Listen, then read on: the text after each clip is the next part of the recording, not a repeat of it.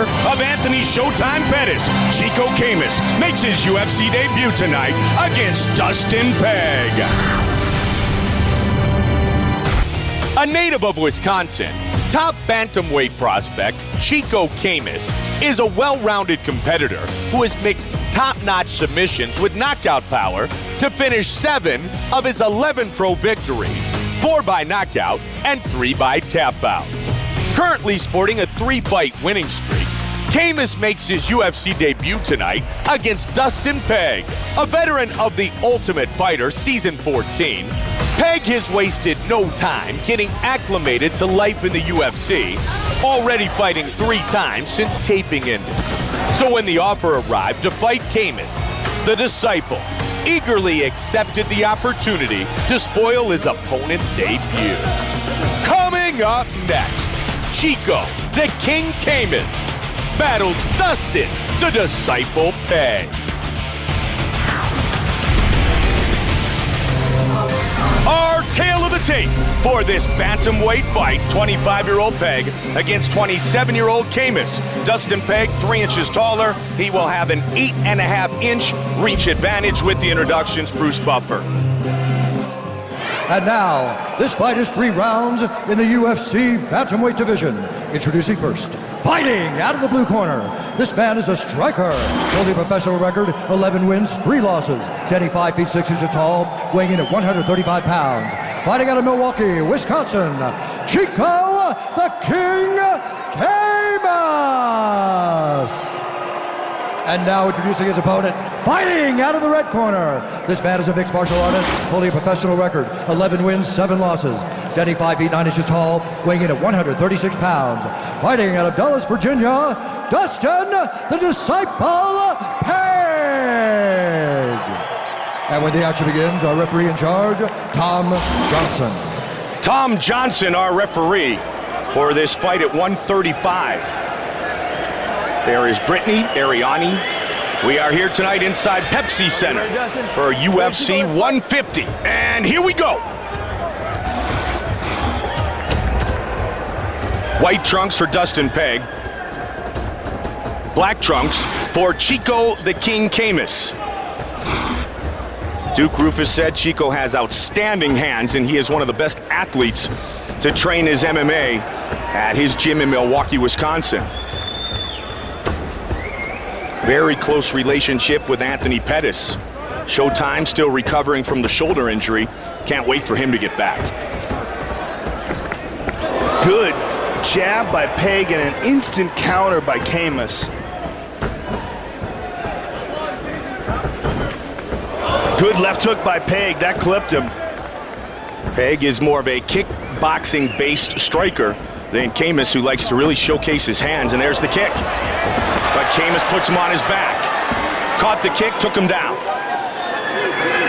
Full guard. And Camus pressing him up against the cage here, which used to be the way that fighters try to control fighters until they realized that they could wall walk and press their back up against the cage and use it to get up. Pegg right now is utilizing a full guard, but he's controlling the right arm of Camus, so keep an eye on that. Keep an eye on the left leg of Pegg while he's on the ground. Note how he's controlling that right wrist, Mike. What he's going to try to do is throw that left leg up. There he is. That's it right there. That's what I'm talking about. That's a triangle, baby, and that's locked in. He almost has it underneath the, he has to get his left knee. Yeah, he's got it under it now. Big elbow.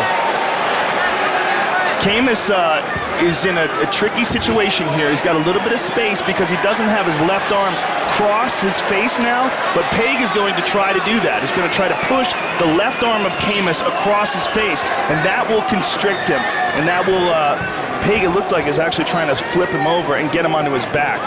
In this position, he could submit him, though, just from here if he used the head grab. If he used a gable grip around the back of the head and pulled down on the head, makes it incredibly difficult to breathe as he's squeezing down with the triangle. But we'll see what he's trying to do, Mike, is trying to push that left arm across Chico's face. If he can get Chico's arm across his face, right now where Chico's arm is on the outside, see how he's trying to push it? Dustin's trying to push it. And Chico's got to minus P's and Q's with that elbow. He's got to keep his weight on that elbow. Good elbow from the bottom by Pegg. He's had a number of them, Joe. As you mentioned, Camus has got to be careful where those arms go, so it's tough to defend himself in this position. Well, Peg has this triangle locked in, but he is not doing everything he can to try to submit him here. What's the key for Chico Camus here? Chico Camus is doing a good job by pushing down on that left arm, and that creates a little space where his neck is. What he wants to make sure is that his shoulder and his arm never gets across his body, which will constrict his air and constrict the blood to his neck. He wants to keep his arm in that position or to the outside. And he also wants to try to keep his posture up as much as possible. Then what he's going to want to try to do is figure out a way to separate those legs.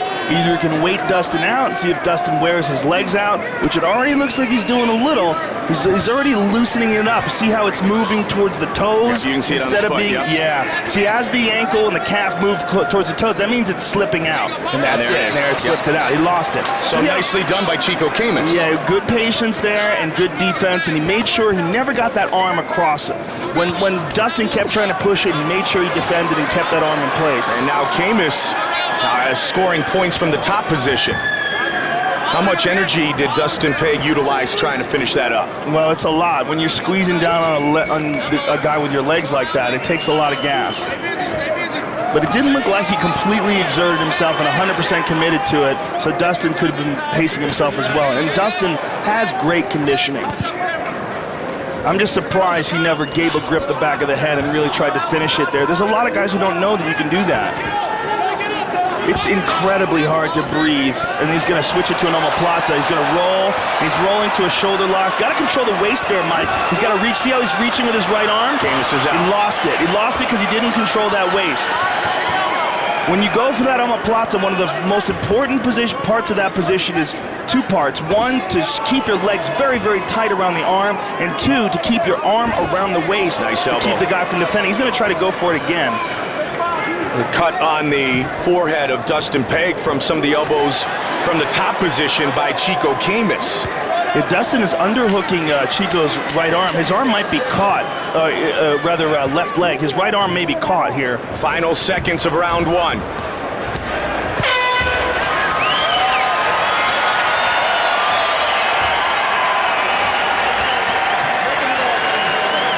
We need the ice, we need the ice. One of you, just one of you. Yep. Yeah, this is what you got, brother. What you normally do? Too easy, brother, too easy, okay? Hey, listen, same thing, okay? You don't, no more high kicks, okay? All low kicks, nothing up the high. All right, listen, you get back in that position again, you have to post those feet, okay? Immediately on those hips and get up. Get up. Beautiful levels from the bottom there. Keep them going, okay? No high kicks. Do what you do. Take your angles, okay? And listen for my push.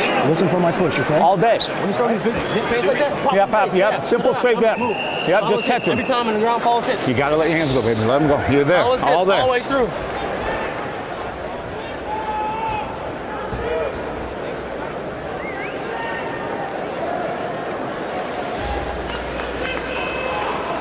Scott Cushman, Anthony and Sergio Pettis in the corner of Camus here tonight. Duke Rufus back in Milwaukee with his wife Tammy.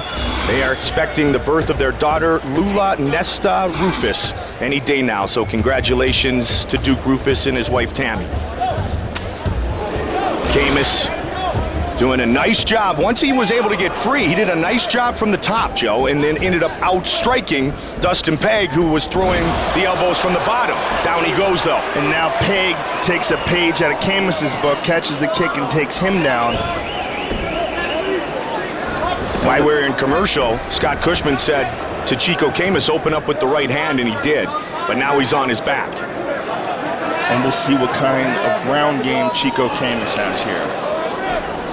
He defended well against the triangle, got back up to his feet very nicely.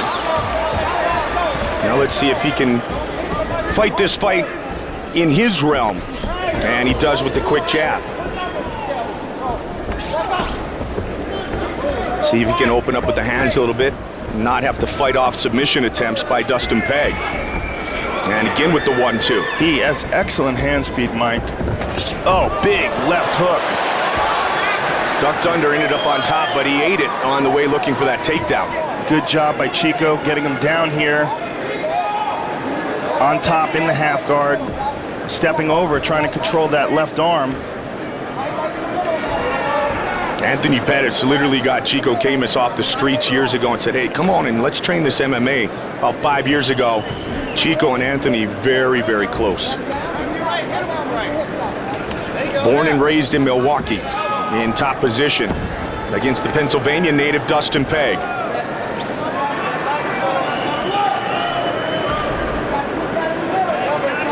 Pegg fighting for the 3rd time since June 8th, as we mentioned earlier. And Chico, again, he keeps stepping over, trying to control that left arm of Dustin Pegg with his right knee.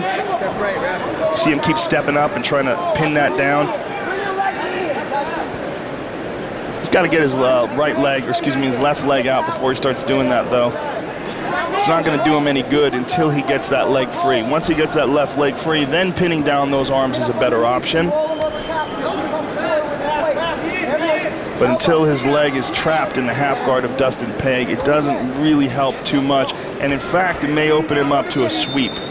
If he steps up like that, it gets real high and stretched out, he could get swept. Good punches on the ground, though, by Chico Camus again. Chico Camus steps over in the half guard, into side control. Very nicely done by Chico. Exactly what you were talking about, getting that left leg free. Now this is a much better position for him. And now he's going to try to do the same thing. He will try to pin down the left arm of Dustin Pegg with his right knee. He's trying to get himself in a position. I think what he's going to try to do is, oh, look, Dustin got him right back in the guard again. Very nicely done by Dustin. Good hips. And that was a big screw up by Chico, because Chico was advancing, was moving forward, and now Dustin has got him back into a defensive position.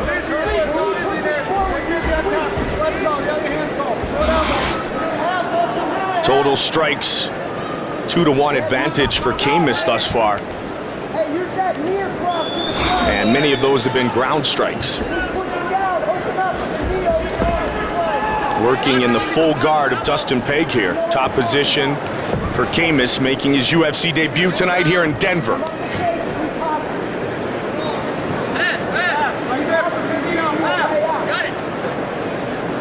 Pegg trains in Dulles, Virginia. Both men with 11 professional wins. Same thing again, Mike. He's got that right wrist control, and he's going to go for that triangle again. Keep an eye on the left leg of Dustin Pegg.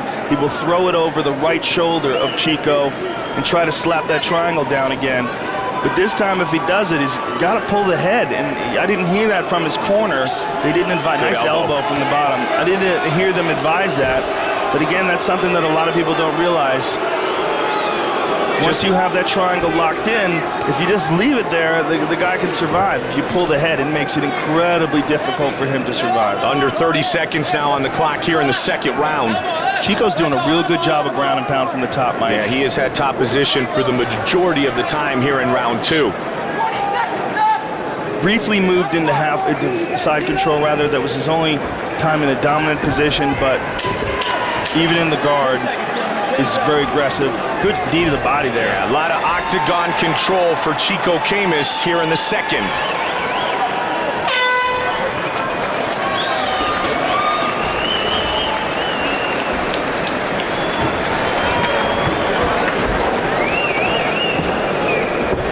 Listen. Sit. Okay. Listen to me. All right, I need to go heavy now. We need to go heavy, all right? Listen, I need to put pressure. I need you to round a little bit more, okay? The angles, he's taking me down with these bouncing angles, okay? I need you to plan a little bit more, get him against the cage, and you take him down, okay? We blind him against the cage, you take him down. No more takedowns on his side, okay? If you plan as you walk, you blind him forward against the cage, work your clinch, you're taken down. It's 1-1 right now, okay? We need this round, all right? See a fight. Yeah. All right? Yeah, no, right now, stay standing. No, stay, use your hand. Yeah, you need trouble and do it. You're not beating him standing. Yep, move. Your hands. Don't let him back you up, though. You let him slump you, get in his face, stand. Yeah, Baba, hit him. Step off to the side, hit again. A little bit. What's up? Yep. Come on, baby. Let's go, Chico.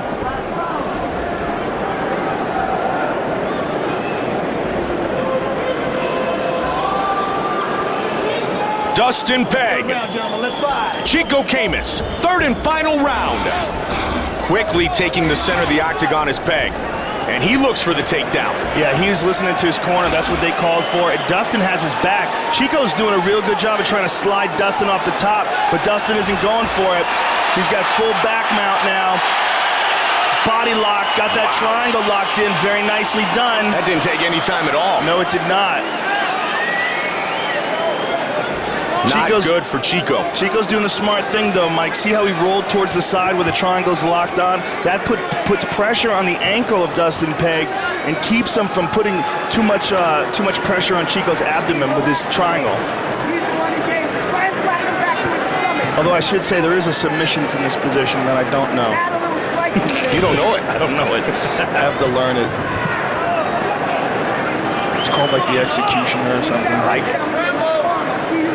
But I like when he holds down this body lock, if he can just switch sides and put it onto the other leg, put his right knee, or right foot rather, under his left knee, he can put more pressure. Because right now Chico's, even though he's trapped in the back mount, he's not in pain here.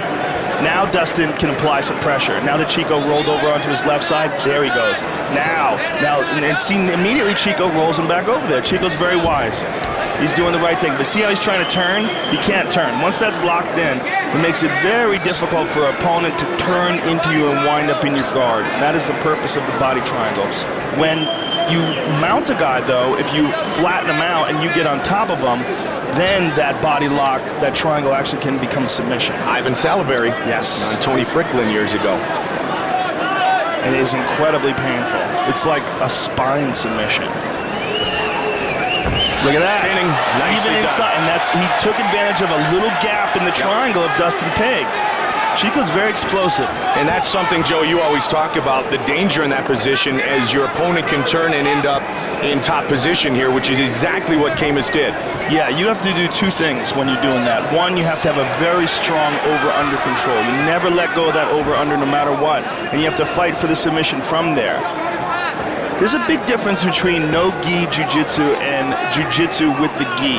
And a lot of people who are very good at jiu-jitsu and learn jiu-jitsu, they learn with the gi. And when you learn with the gi, you learn, there's a lot more traction, a lot more friction. And because of that, you can get away with doing things like not controlling a tight over-under when you have back mount.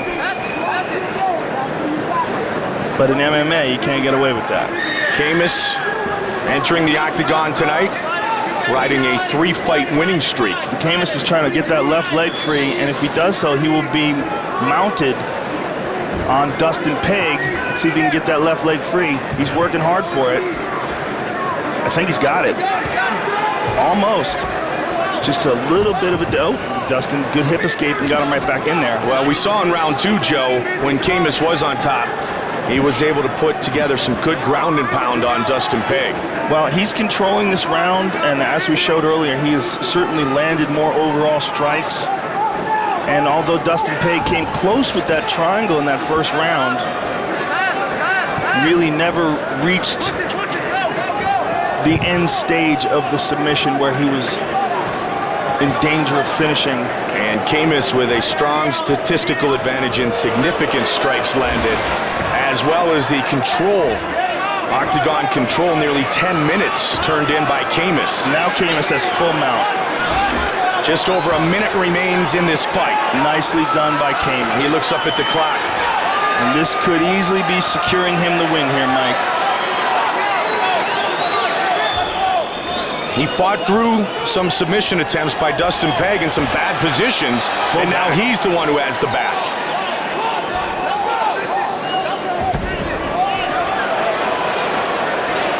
Trying to get that right arm under the chin of Dustin Peg. Still has more than 30 seconds to finish. He would love to get a finish here in his UFC debut. He'll take a victory, but he would love a finish. 20 seconds now. It'll be hard for Peg to get out of this position, Joe. He's got it under the chin. Camus has got it. It's a one-arm rear naked. He's got it, Mike. Dustin's hanging on. Final seconds of the fight. He went after the finish. Instead, they go the distance. Great fight and great job by Chico Camus. Excellent UFC debut. Joe, take a look at our fight replay. A Big takedown by Chico. And Chico had a lot of time in the top position in this fight. There's a very nice right hand by Chico. And a takedown, eats the punch and took him down. And look at this. Spun from the back and got on top and did a great job controlling Dustin Peg from that position. With the official decision of our battle between Camus and Peg, here is Bruce Buffer. Ladies and gentlemen, after 3 rounds, we go to the judges' scorecards for a decision. The judges score this contest 29-28, 30-27, and 29-28 for the winner by unanimous decision, Chico the King Camus. A huge night for Chico Camus as he earns the victory. Perez had a picture-perfect UFC debut in June, shaking off the first-time jitters to submit talented John Albert. But for the Monterrey, Mexico native, there is always more work to be done. So he went right back into the gym to prepare for his bout with Ken Stone. One of the great comeback fighters of last year, Stone rebounded from losses to Eddie Wineland and Scott Jorgensen to submit Donnie Walker and decision Dustin Peg to give himself a winning UFC record. Now the Florida prospect looks for a move up the bantamweight ladder, and that journey starts tonight against Perez. Coming up next, Eric Perez takes on Ken Stone.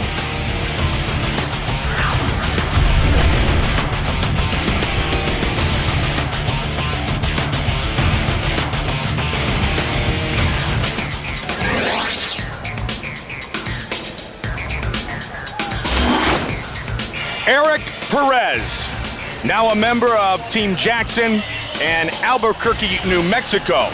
Fighting for the second time in the UFC, he has won 6 straight fights.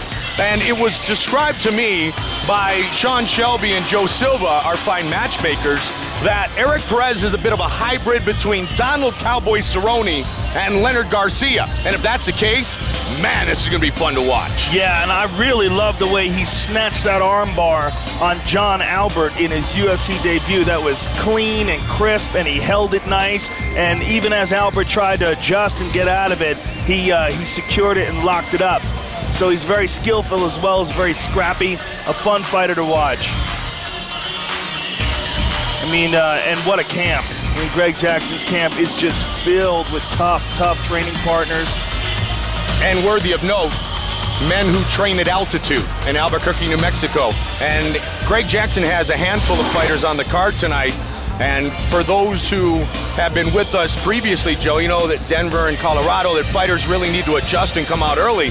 What an advantage if you spend your entire year training at altitude. Yeah, you can't really come out here for a couple of weeks and get the full benefits of it. You can slightly acclimate to it, but I talked to a long-distance runner who told me it takes a full 3 years for your body to truly acclimate to this kind of altitude. Eric Perez.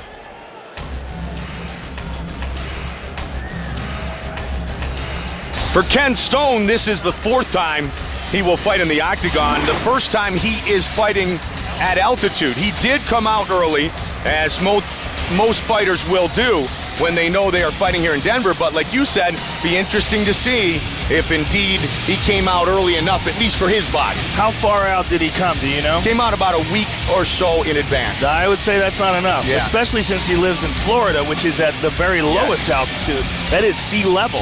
So that is going to be very interesting. Well, if he's smart and if he's in great condition already, maybe he can get through with it, but it will be an advantage to Perez. Just fought in late June against Dustin Peg.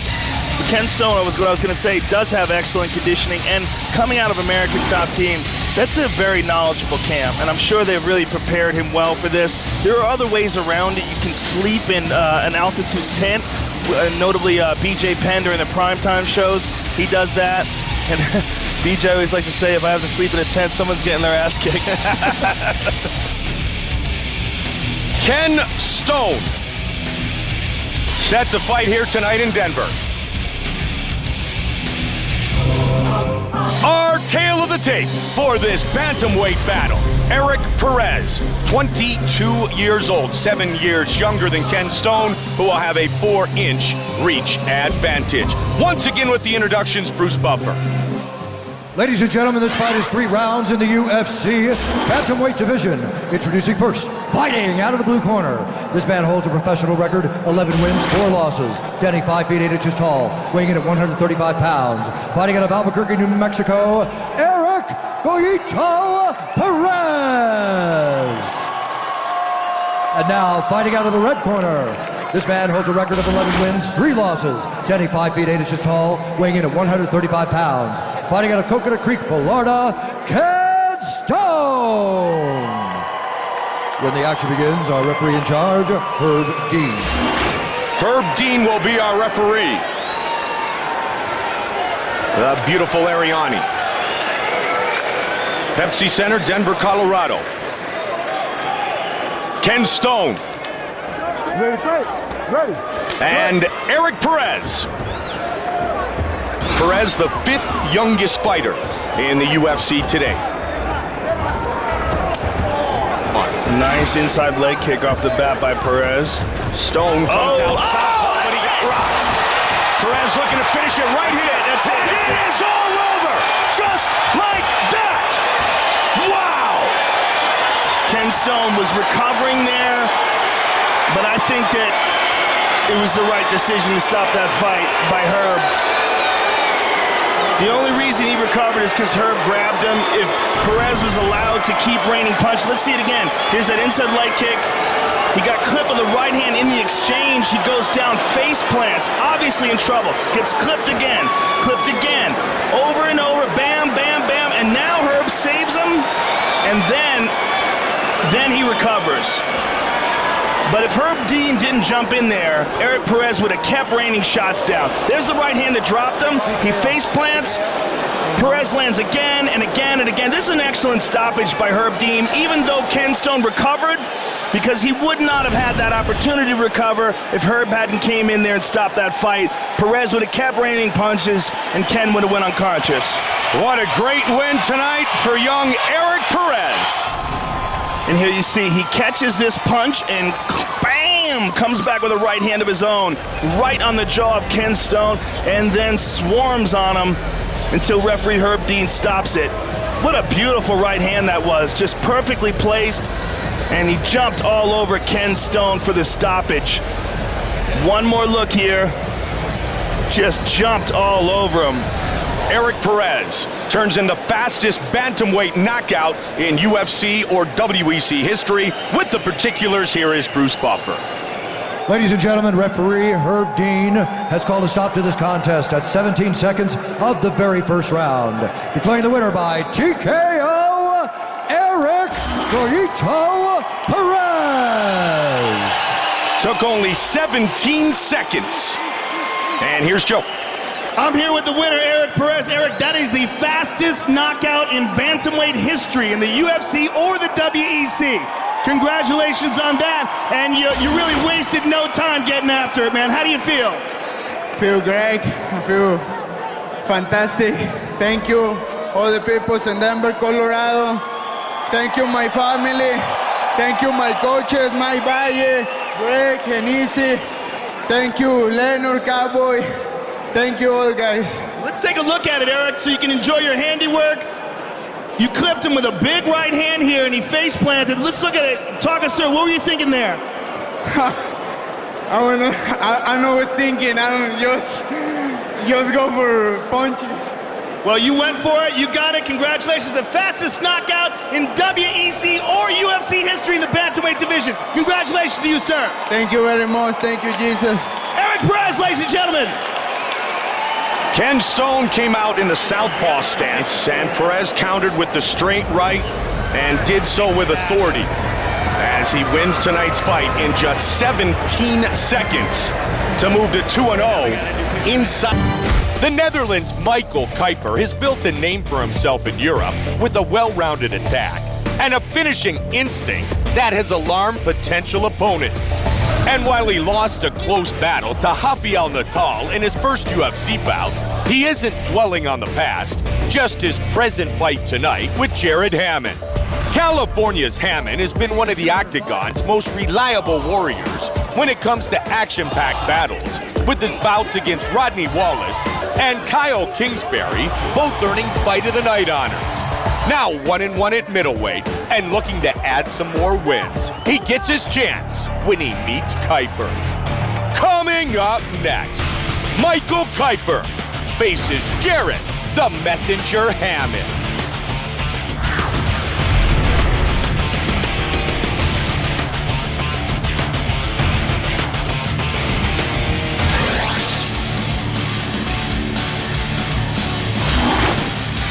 Born and raised in the Netherlands, the two-time judo champion, the 8th youngest fighter in the UFC at 23 years old, Michael Kuiper.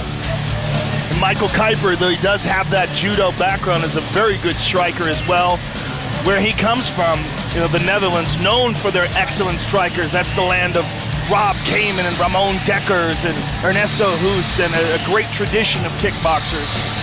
And there you see Amir Sadala, who also has trained extensively in Holland in kickboxing in Kuiper's corner. Yeah, he is there full-time right now, Joe. In fact, Michael Kuiper listed Amir Sadala as one of his trainers for this matchup tonight.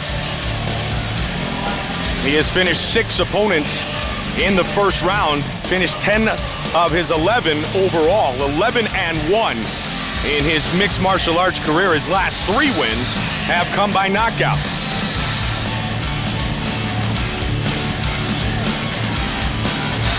Gonna try to do it the Dutch way, Michael Kuiper from the Netherlands.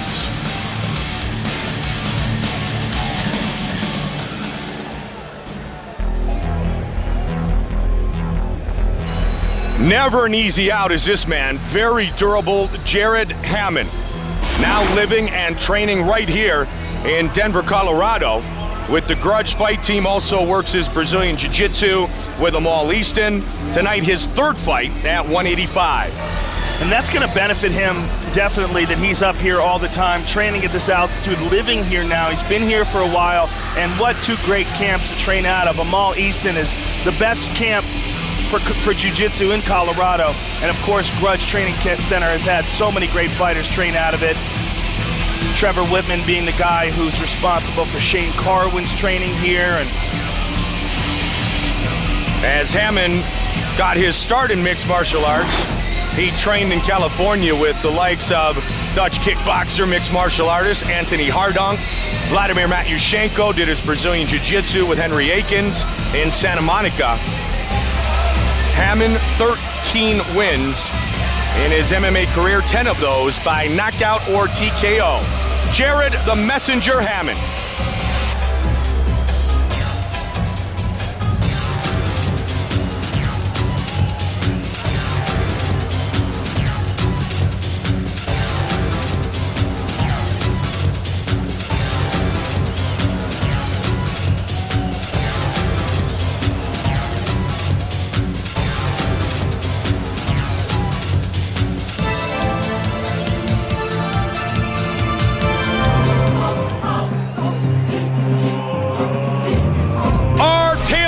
For this middleweight fight, Hammond is 30. Kuiper, just 23 years old. Jared Hammond, 3 inches taller. He will have a 2-inch reach advantage. Once again, with the official introductions, the veteran voice of the Octagon, Bruce Buffer. Ladies and gentlemen, this fight is 3 rounds in the UFC middleweight division. Introducing first, fighting out of the blue corner, a mixed martial artist, holding professional record, 11 wins, 1 loss, standing 6 feet tall, weighing in at 185 pounds. Fighting out of Helmond, Netherlands, Michael Kuiper. And now introducing his opponent, fighting out of the red corner. This man is a kickboxer and a wrestler, holding a professional record, 13 wins, 4 losses, standing 6 feet 3 inches tall, weighing in at 184 pounds. Fighting out of Denver, Colorado, Jared the Messenger Hammond. And when the action begins, our referee in charge, Adam Martinez. Adam Martinez, our referee. Brittany and Ariani here tonight in Pepsi Center. Fighter ready. She's Fighter ready. Ooh, they're waving at you, dude. Here we go. Very Red nice. trunks for Kuiper, black for Jared Hammond. Very nice inside leg kicks by Hammond right off the bat. Hammond has some real good kickboxing.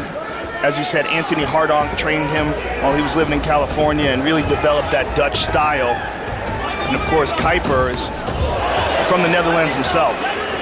Hammond still lists as his favorite striking technique, Joe, the Anthony Hardonk 3-inch punch. Hardonk, possessor of some of the most powerful leg kicks we've seen in the octagon over the years. Hammond the aggressor early. Yeah, Kuiper is just sort of pressing forward, and Hammond is attacking constantly, utilizing that push too to get Kuiper off balance, to attack again with the inside leg kick. There's a switch by Kuiper. Caught him in the body.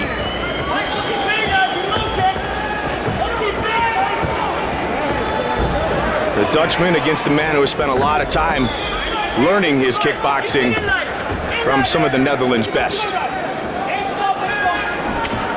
Nice outside leg kick by Hammond. Very kick-centered attack.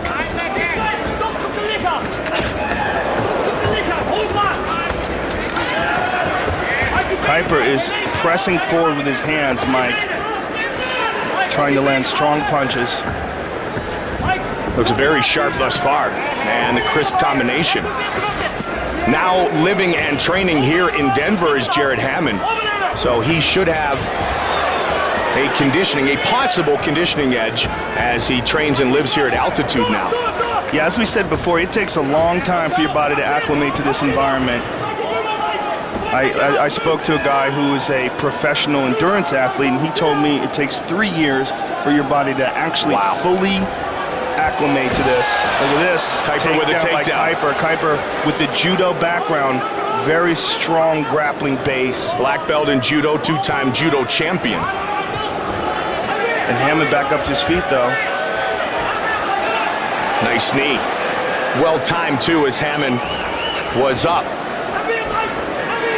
See the strength of the upper body throws by the judo black belt.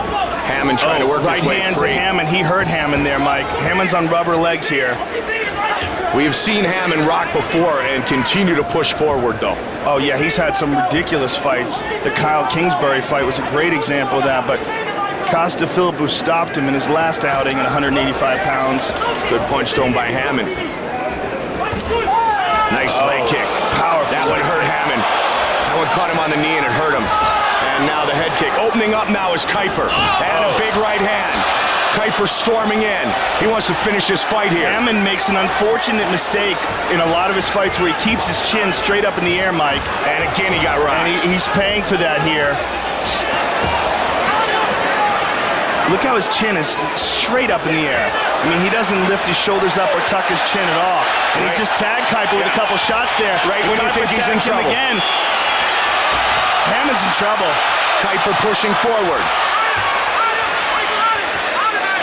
Hammond has looked like this many times, though. We have seen this over and over. Even kind of called him the American Zombie before, the way he just pushes through punishment. Yes, but quite honestly, I don't know if he's as durable at 185 pounds as he was at 205. You know, it is quite possible that in making the weight, he weakens himself a bit, and it's harder for him to have these crazy wars. And then there's also the possibility that, you know, your body can only take so many of the fights that Jared Hammond's had. And he's wobbly like crazy here as Kuiper presses forward. Well, Hammond did fight through a very good first round turned in by C.B. Dalloway in his middleweight debut. And earned the victory by TKO in the second in Milwaukee. Yeah, but the way he's fighting here with his head straight up in the air, it almost seems like a matter of time before Kuiper connects. And it just doesn't seem like he's got the power in his punches to keep Kuiper off. I mean, he's significantly weakened by the shots he's taken so far in this fight. He has not quite recovered yet. And Kuiper is just walking through his punches. See, look at how he's throwing these punches. He's just pushing his hands out there. By a left He's again. got nothing on these shots. 15 seconds now. I mean, he's a gutsy guy, Jared Hammond. Combination countered, though. he got clipped there again. And He that's always fights like this, though. But look at what him. a crazy first round between Michael Kuiper and Jared He's Hammond. hurt. His leg is hurt. Look at him walk. What's up? Your muscles torn in your leg? Hey, go out there, give me one more strong round, okay? You're okay. When you stand in there, I need your head pointed, and I need you to turn with everything you got, okay? You're landing, but give me some good hard hip turn, okay? Water. Okay, at least you're in. Stay out of those clinches. Keep your feet, keep your hands working. Okay, when you're moving your hands, he's not doing anything but covering up and looking for a right hand. He's trying to circle right a little bit. Okay, look at me. Hands up. Turn with everything. Okay? Give me one more. I'm watching for it, okay? You got this. You're a fighter. This is what you signed up to do. Let's go out there and give it, baby. Okay, you having fun? Yeah. Let's go out there and have some fun. Turn your hips, baby. Head position lower than his. Okay? Keep your forehead under. Adam. Ja. Michael, hij kan niet staan op zijn benen. Hij kan niet staan op zijn benen. Look at that kick that Hammond took in the first round, Joe. And he has a torn muscle. That's in what he his said to right his corner. thigh. Yep. And he's having a hard time just not limping. Look at him. Yeah, he's fighting on one leg here. And he got rocked. He took that low. Yeah, he did. His corner asked him, are you having fun? Give me one more good round. Hammond trying to fight through the damaged leg from the kick of Michael Kuiper. And you could see during the live call, he grimaced when he took that shot around the knee area. Nice right hand. That's going to make it hard to pump up on those punches too, Joe. And you noticed a loss in his power. If he's not able to get a good base, that would be a huge reason why. Yeah, he was throwing one-legged punches. And that is exactly what it was. But for a guy with a torn muscle in his leg, he's moving very well. I guarantee you when this fight is over, he's not going to be moving so well. But right now, he's gutting it out. And a kick right towards that area, and the inside kick. Another problem he's going to have, he's not really going to be able to adequately check these kicks because he can't base out on his other leg. He can't stand on his other leg to lift that leg up, so he's just going to eat them. Well, eating a right hand is Michael Kuiper, though. Now Kuiper got him. Kuiper with good counters here in this fight. Hammond is as durable as we have in the UFC. He always fights in this crazy style. And he got rocked. That's it. Looking to finish it right here is Kuiper. Caught him with the left hook. Now looking to stop this fight. He can barely get back up to his feet. And look at this, though. Hammond's gotten it out. I thought that was over. The way he went down, the American Zombie strikes again.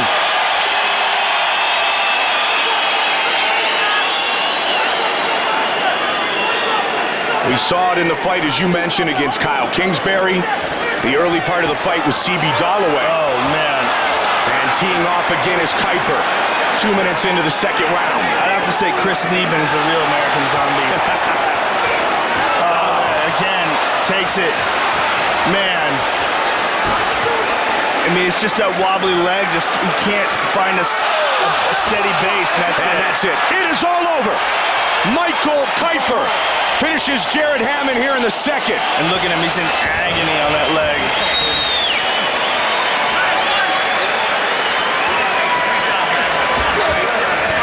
The left leg took damage. He's holding on to the right leg as well. Back in the hamstring area. Here's the finish. And there's a nice right hand by Kuiper that dropped him. It's an uppercut, and the referee had seen enough. One more time here. Kuiper with the victory. Here is Bruce Buffer with the official decision. Ladies and gentlemen, referee Adam Martinez has called a stop to this contest at 2 minutes, 16 seconds of round number 2. Declaring the winner by TKO, Michael Kuiper.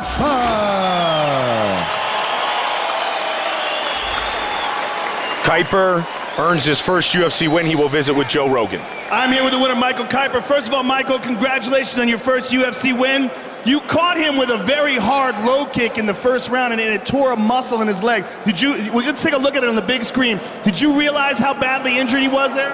Ja, I saw he was wankling because for my low kick we train a lot of it, and yeah, it was good to do. Excellent technique, and then in the second round, you just swarmed on him, eventually took him out. Congratulations on an excellent victory. How do you feel about this? I feel very good. I want to thank my coach, Miss Dola, my father, he's there, and all my fans at home and here. Thank you. Take a look at the big screen. We can show you the end of the fight here. And that's all she wrote. The referee saved him. Excellent victory for you. Congratulations. Look forward to seeing you again, sir. Michael Kuiper, ladies and gentlemen. Kuiper wanted to be more relaxed tonight and fight his fight. Indeed, he did just that. And it earns him the victory over Jared Hammond, 2 minutes and 16 seconds into the second round. The winner by TKO. Born and raised in New York, Dennis Bermudez always brings it. So expect nothing less tonight when he fights the wild card, Tommy Hayden. Making his featherweight debut tonight, Ohio's Tommy Hayden is a welcome addition to a division that always delivers compelling fights. And that's just what the wild card has done thus far in his career, winning 8 of 9 bouts and finishing 7 of them. Tonight's matchup with Dennis Bermudez should be more of the same when it comes to top-notch action, as the New Yorker and Ultimate Fighter 14 finalist is always willing to engage in a 3-round scrap. Fresh from a big decision win over Pablo Garza that put him in the UFC win column for the first time, Bermudez is hungry to see his hand raised again. Coming up next, Tommy Wildcard Hayden battles Dennis the Menace Bermudez.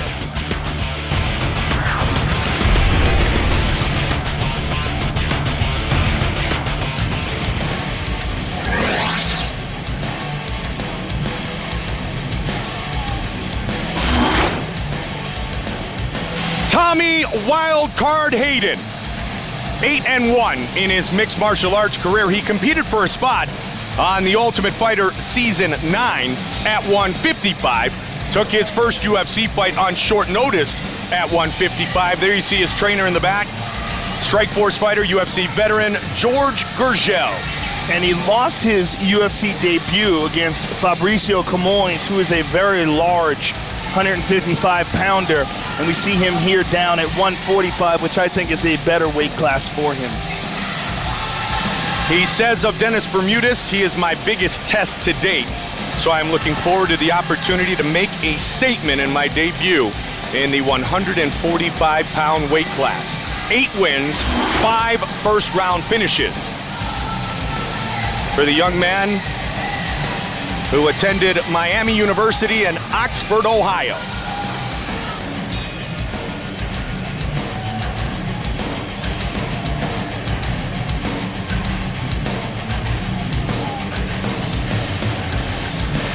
Tommy Wildcard Hayden.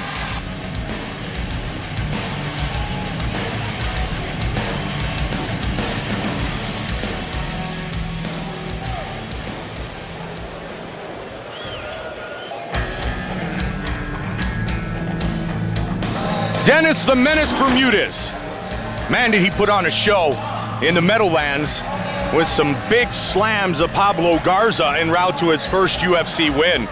Very strong wrestler. He was the top pick of Mayhem Miller at 145 pounds for season 14 of The Ultimate Fighter. And before he got caught in that armbar by Diego Brandao, he had Diego in all sorts of trouble. It tagged Diego with a right hand, dropped him, was trying to finish him, and left his arm out there. And Diego's just had such good jiu-jitsu. It's so fast off his back. He caught him and submitted him, but Dennis showed all sorts of promise in that fight. And then going from that fight to the victory over Pablo Garza just showed what kind of potential this young man has. Became a professional fighter in 2009. Earned the submission of the season bonus in his semifinal stoppage of Akira Corsani via guillotine just over 3 minutes into the first round, a fight in which he was hurt early. Dennis the Menace Bermudez.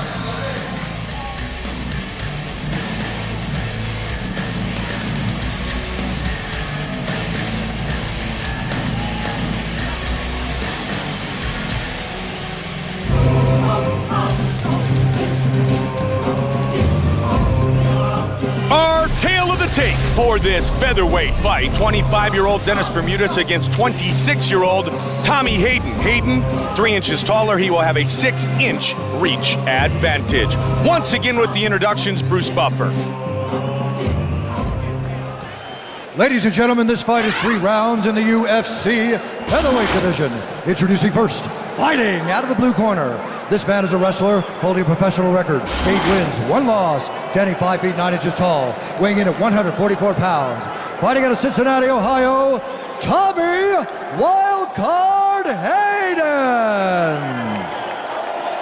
And now introducing his opponent, fighting out of the red corner. This man is a wrestler holding a professional record. 9 wins, 3 losses, standing 5 feet 6 inches tall, weighing in at 145 pounds. Fighting out of Lindenhurst, New York, Dennis the Menace Bermudez. And when the action begins, our referee in charge, Tom Johnson.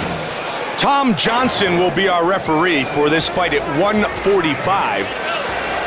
Beautiful Ariani, first ever fight at 145 for Tommy Hayden as he faces off against Dennis the Menace Bermudez. Are you ready, Dennis?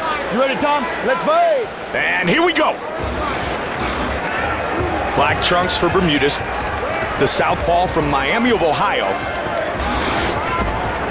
Tommy Hayden in the white trunks. And look out for the big right hand of Bermudez. Is a very quick and powerful right hand. Keeps his hands high and tight. Hayden says this is by far my biggest test to date. Knows that Bermudez is an excellent wrestler and extremely explosive. Yeah, he is just a ball of muscle, that dude. Has trained his wrestling at Hofstra with one of the top 185-pound fighters in the world today, Chris Weidman, rising UFC star. Yeah, you want to talk about an impressive performance. How about the fight when Weidman stopped Mark Munoz? I mean, that was just outstanding. And look at this, Bermudez showing all sorts of strength there, too. That was just not just wrestling, but physical power, the way he lifted him up there with that single. Yeah, you could say Weidman made a statement that night. Oh, man, he made a statement. Bermudez looking to string a couple of UFC victories together. And Hayden trying to control Bermudez here from the butterfly guard. Bermudez stepped over one leg and Hayden back up to his feet. Nicely done, Tommy Hayden. Hayden took his first UFC fight at 155 on short notice. Tonight, a full training camp in Cincinnati with George Gurgel.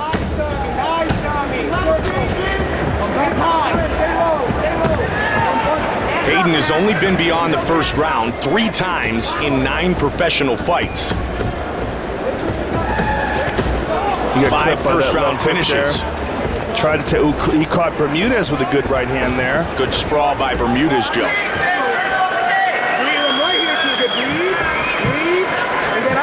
George Gurgel right there in the corner of Tommy Hayden.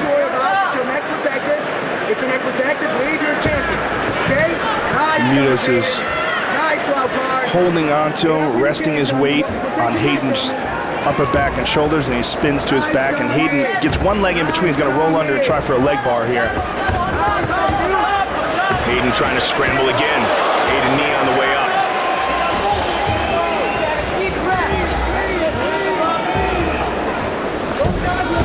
Hayden born in Indianapolis.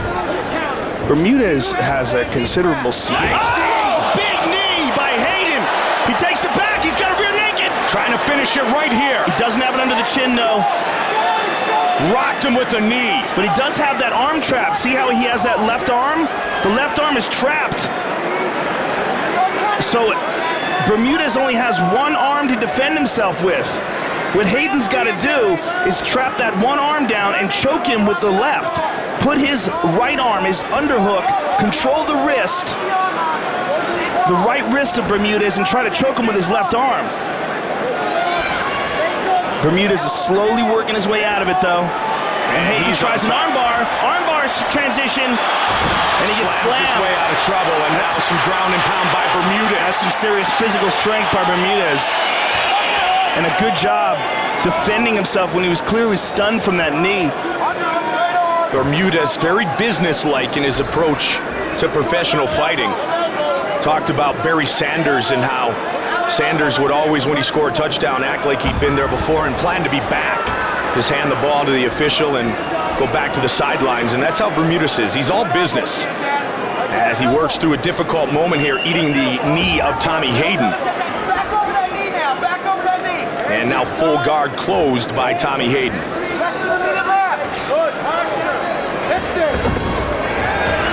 Back up his wild card. Just over 30 seconds on the clock here in round one. Got rocked. Pushing forward was Bermudez with the kick. Bermudez looking for a choke here, looking for a front choke. He's got the head pinned into his chest. 20 seconds, he's got time. Standing guillotine, that's it, he got it. It is all over. Very nicely done. Bermudez Very able to nicely submit done. Tommy Hayden late in round one.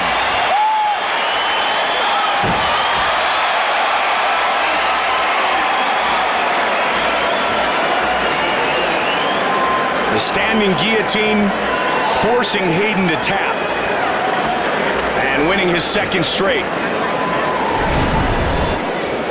Let's see it here. Hayden shoots, and he starts it out. It looks like a front choke. Looks like he has it pinned into his chest, and then he gets it onto the side, and then he really cranks it here. Here's where he really gets that guillotine nice and tight, and you see him tapping. And this is what really started it. The front kick, it looked like he got him right in the chest. And here we see one more time. You see it really cranks that nice and tight. Excellent standing guillotine by Mr. Bermudez. The Ultimate Fighter finalist.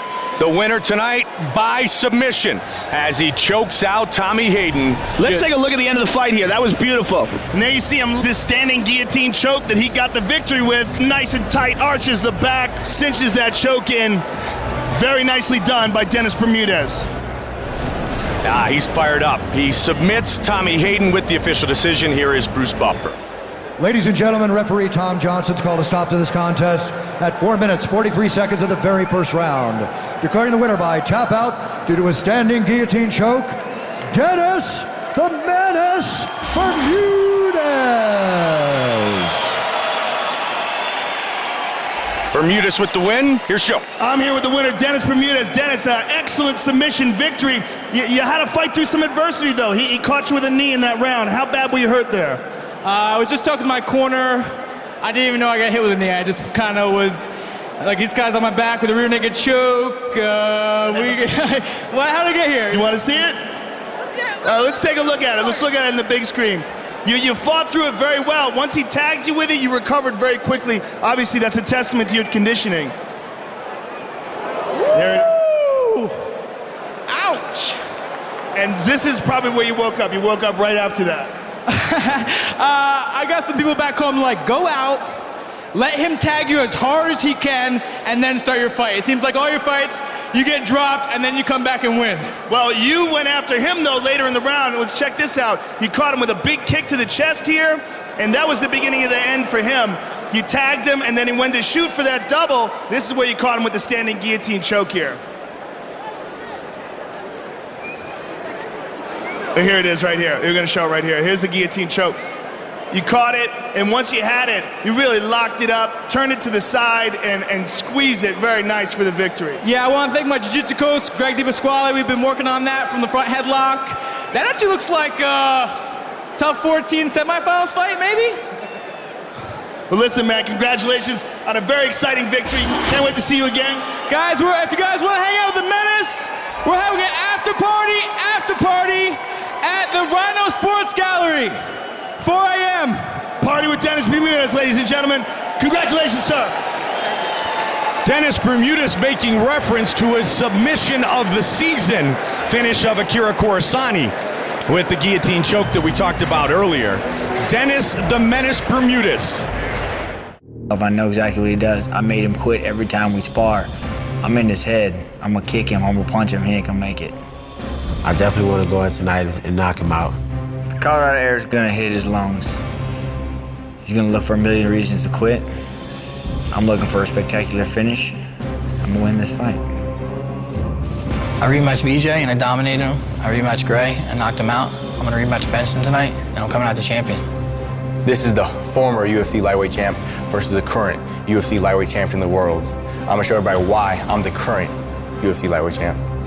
Tonight, I'm gonna make sure I leave no doubt in anybody's mind, the judges, Benson's, the fans. In the fight game, the greatest risks are often rewarded with the greatest rewards. That's what Buddy Roberts is hoping for tonight as he fearlessly steps in for the injured Husamar Paul Harris to face longtime contender Yushin Okami. This is a great opportunity for me to be fighting a top 10 fighter, Yushin Okami, only my second fight in the UFC. So I'm looking forward to taking advantage of it and put myself up in the top 10 as well. 今夜は速くて力強い岡見雄心を見せてバディ・ロバーツを KO します。New Mexico's Buddy Roberts had an impressive outing in his UFC debut against Kyle Magalesh, winning a clear-cut 3-round decision. That was no surprise, given Roberts' well-rounded attack and determination to win big in the octagon. He'll need all that and more tonight against Yushin Okami. I expect to see the best Yushin Okami in the octagon tonight. And when I beat him, it's going to prove that I'm a contender in the middleweight division.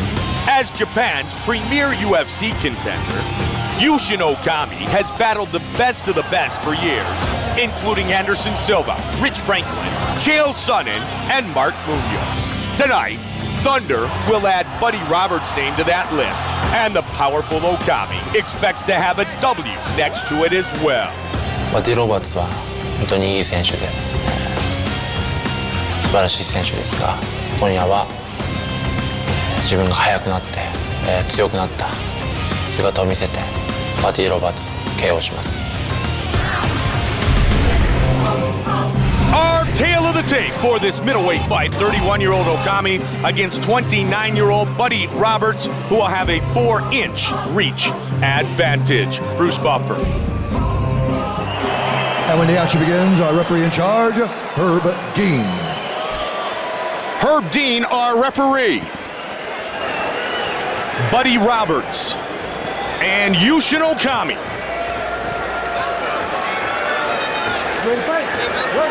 And here we go.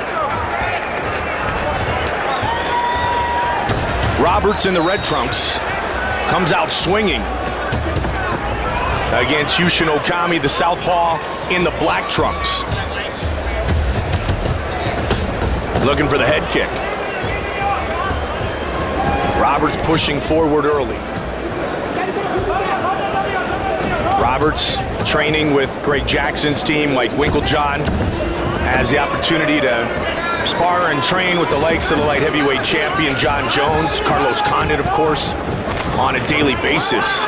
Mike Winklejohn might just be the most underrated striking trainer in the game. I really enjoy watching him train fighters, very technical, and has a great eye for the strengths and weaknesses of opponents. Stiff jab by Yushin Okami. Roberts with the lead left hook. And a nice kick to follow. Buddy is connecting on Yushin Okami, Mike. He's connected with several hard jabs, and he's got an unusual style of waiting for Yushin to move forward, and then he leaps in with his attacks. He's backing up, and then boom, he clipped him. He clipped Yushin. Yushin's hurt. That left hook hurt him. He's still wobbly. Joe, you talked about nice jab. Look at that jab. John Jones gave a lot of credit to the improved striking that he showcased in his last fight to Mike Winklejohn. Oh, yeah, unquestionably. Winklejohn is excellent. And, you know, Greg Jackson gets the most sort of attention from that camp, but Winklejohn is a very important part of the success of the fighters. Roberts. And Yushin's got his back here. Yushin has decided to give up on the striking of this and try to take this dude to the ground. Well, the unorthodox attack of Roberts was working. Hard to take down thus far, though. Roberts is peeling the arm away, trying to get back into a neutral position, but still can't get Yushin off of him. Needs to get that arm out of the way. 6-fight winning streak for Buddy Roberts. Big step up in competition taking on Okami tonight. Trying to overpower him here. Buddy's doing a great job, though, staying on his feet here. Very strong guy. Yushin's got his back. Yushin dragged him down and got his back. And Buddy's going to try to turn towards him. Look at that. Spun. But Okami able to catch him. Got him off the back, though. At least he's in guard here. And he's attacking with an armbar. Omoplata attempt by Buddy. Okami out of it. Buddy's got a well-rounded game here. You can see that just that. He tried to attack with that omoplata from his back. Tying up Yushin's right arm with an overhook.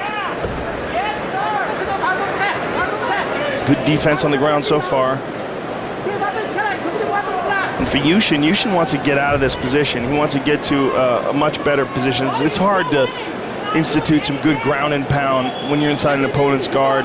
Very few fighters can really generate good power and leverage. Tito Ortiz being a notable exception. He made a living out of beating guys up from inside their guard. And Yushin now moves to the half guard. He's got head and arm control, and he will look to free his right leg up. That right leg that's trapped inside the leg of Buddy Roberts is what's keeping him from getting leverage, and he's almost got it out. Almost had it there, didn't he? And Buddy hip escaped a little bit. And Yushin popped right out and into side control. Very nicely done by Yushin. Now well Yushin timed. Now Yushin has head and arm control. He actually, just got arm control here. He's just got control of that one arm, and he's going to move into a mounted crucifix position. What he wants to do is take the right arm and pin it in between his two legs. He's already got control of Buddy's left arm. Now he goes to knee to the belly. And 45 seconds to work now, Joe. Yeah, Roberts is trying to roll over. Yushin's not doing any damage from this position, but he is controlling Buddy. Okami has spent more time than any middleweight in UFC history inside the octagon. Tonight is 15th UFC fight. He's been in the octagon over 3 hours of fight time. Full mount, and then he takes the back. Now with 20 seconds to work, though. Great position, but the clock's going to become his enemy. Oh, he's punching right in the back of the head. Completely illegal. But good punches here. These are solid. Herb Dean's right there, 10 seconds. This could be it. Okami trying to get the stoppage. Can he get it before the round comes to an end? Very close. Wow. Saved by the bell. Yep. Okami nearly finishes the fight late in round number 1. We go into the corner of the former top contender at 185. Good, you're doing good. You're looking too much, just go.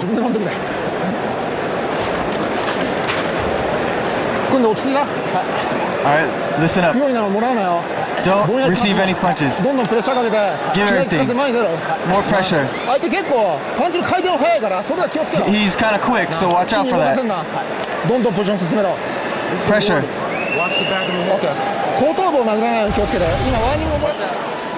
And here we see Yushin gets knee to the belly, full mount, and then as he rains down punches, Buddy gives up the back, and now here Yushin is just drilling him. And very close to stopping that fight. If there had been 10 more seconds in it, it might have been it. Buddy Roberts, Yushin Okami, round 2.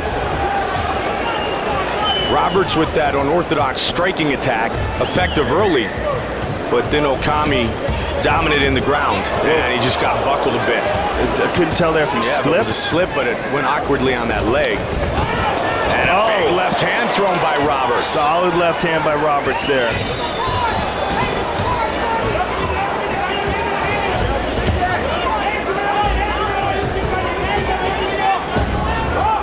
Okami with the advantage in significant strikes landed, and he started out very well here.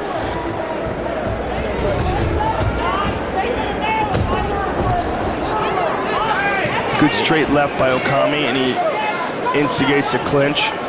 Ties up the right leg of Roberts. He's going to try to drag him to the ground again.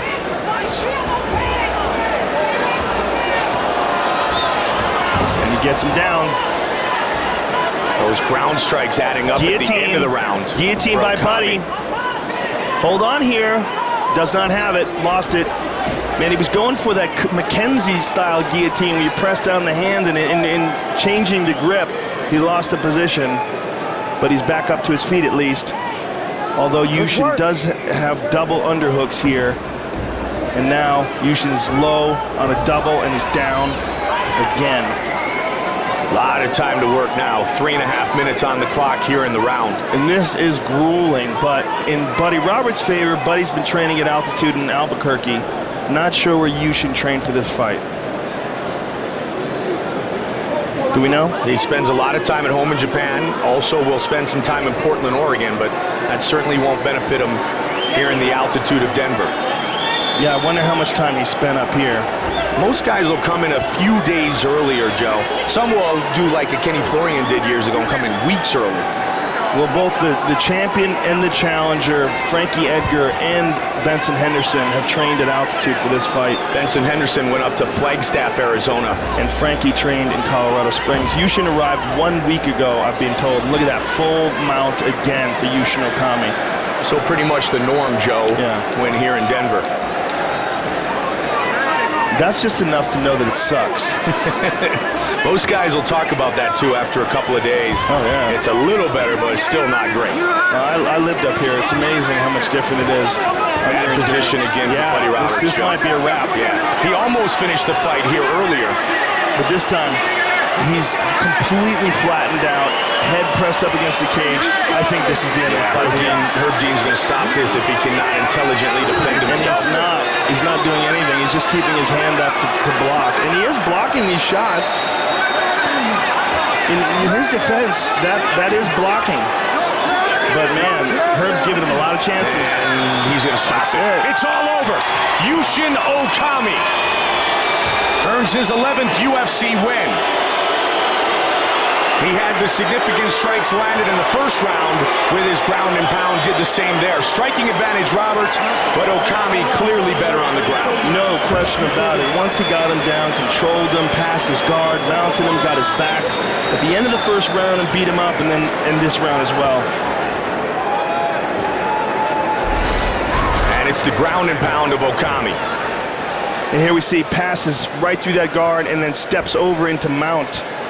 Was passing to the left and then decided to go over the top of the legs instead to adjust. And here you see Buddy's trying to cover up with that arm, and he isn't taking those on the head to his defense, but you can't just lie there and let a guy punch you in the head. Okami with the win here in Denver. Here is Bruce Buffer with the official decision. Ladies and gentlemen, referee Herb Dean's called a stop to this contest at 3 minutes, 5 seconds of round number 2. Declaring the winner by TKO, Yushin Thunder Okami. Yushin Okami, tied for second in middleweight history with his 10 wins. Tonight, he earns win number 11 to move into second place at 185. Yushin Thunder Okami with the impressive ground and pound tonight. A former champion at 185, one of mixed martial arts' best bets, Jake Shields makes his UFC middleweight debut tonight against Ultimate Fighter finalist Ed Herman. After challenging for a world title and turning back contenders Martin Kampmann and Yoshihiro Akiyama at welterweight, Jake Shields makes his UFC middleweight debut tonight against Ed Short Fuse Herman. I feel I've moved up to 185 just because it's a lot more comfortable and natural. Instead of having a big cut to worry about, I can just walk in there and fight and feel fresh. And it's I fought at this weight before and had a lot of success, so I decided to give it another try. Right, he's not going to look good this time against me. He's going to have to wait till the next time he fights at middleweight to look good.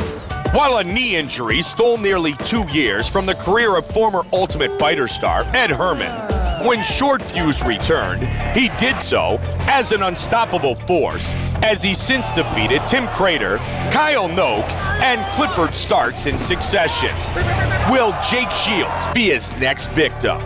Tonight I'm going to get in there and, prove everybody wrong and spoil the party and finish Jake Shields like I finished the last 3 guys.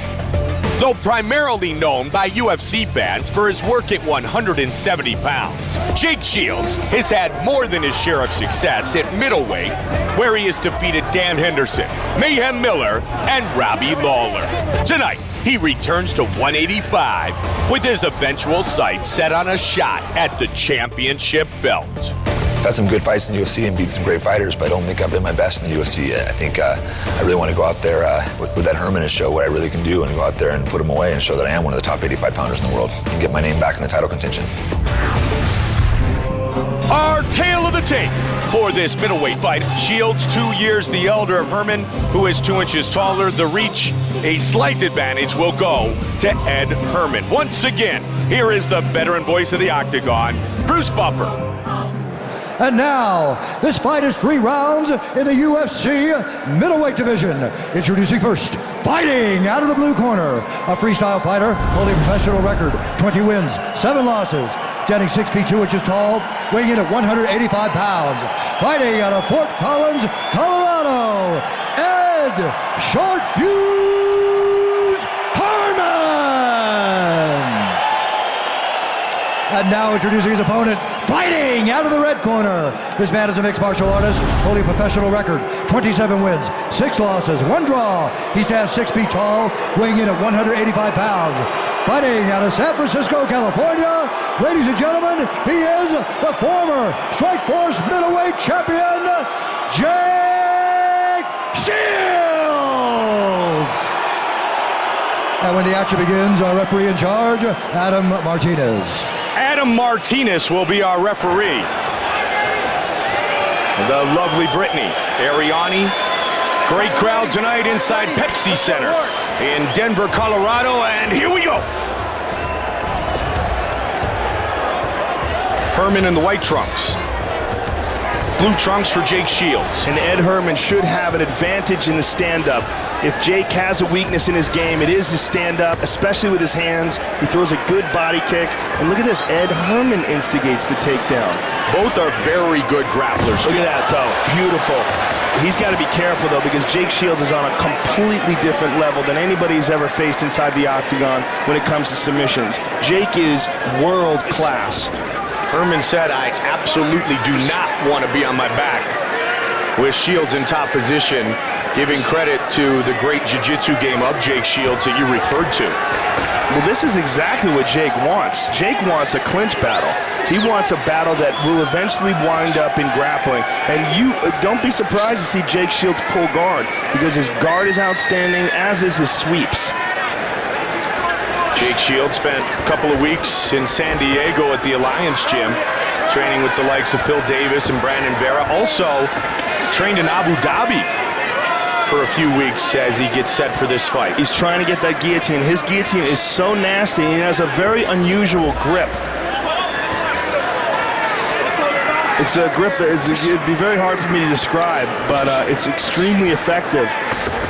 And I know a lot of high-level guys have incorporated the way Jake does it into his game. Now here it is. Jake's got Ed down, and this is the last thing that Ed wanted. And Herman talked about that very thing. I do not want him on top of me. And keep an eye on Jake's left arm. See how he's sneaking that around Ed Herman's neck? Shields has the grappler's equivalent of a knockout punch. That's how quickly he can finish a fight by submission. He's got a hook in, looking to take the back of Herman.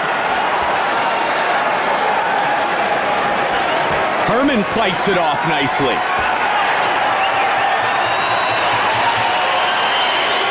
Dodging an early bullet here, Ed Short Fuse Herman. Well, that's got to give Ed some confidence. The fact that Jake was on top of him, Jake had his back, and he managed to get out of all of it, and he's still locked up with him. He hasn't separated, so he's confident in his defense. Shields in Strikeforce submitted Robbie Lawler in just about 2 minutes, and then won the title against Mayhem Miller, defended it against Dan Henderson.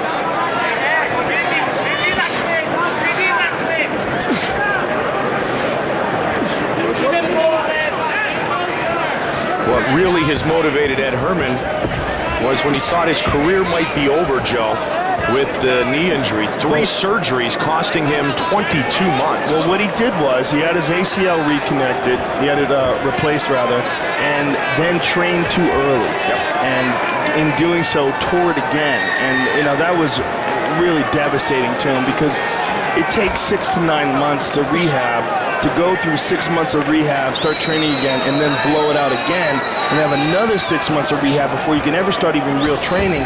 And then, you know, he had some real setbacks. And that can be incredibly discouraging, and he's not making any money during that time. He had a great fight against Alan Belcher, split decision back in 08. Then beat David Loiseau, and then it was the Aaron Simpson fight in his hometown in Portland. And he blew out his knee, and that's how the fight stopped with the knee injury. And then, as we mentioned before, 3 wins since he has come back. And Jake, again, trying to get that guillotine, trying to wrap up Ed's head. This is Jake's kind of fight, though, man. This is exactly what Jake wanted, but Ed is fighting it off.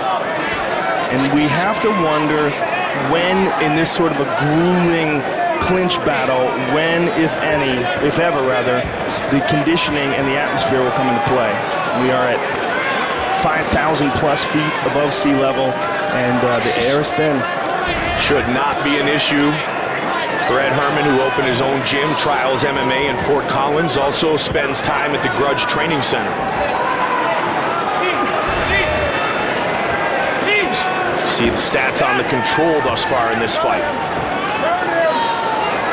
This is a grueling fight, folks.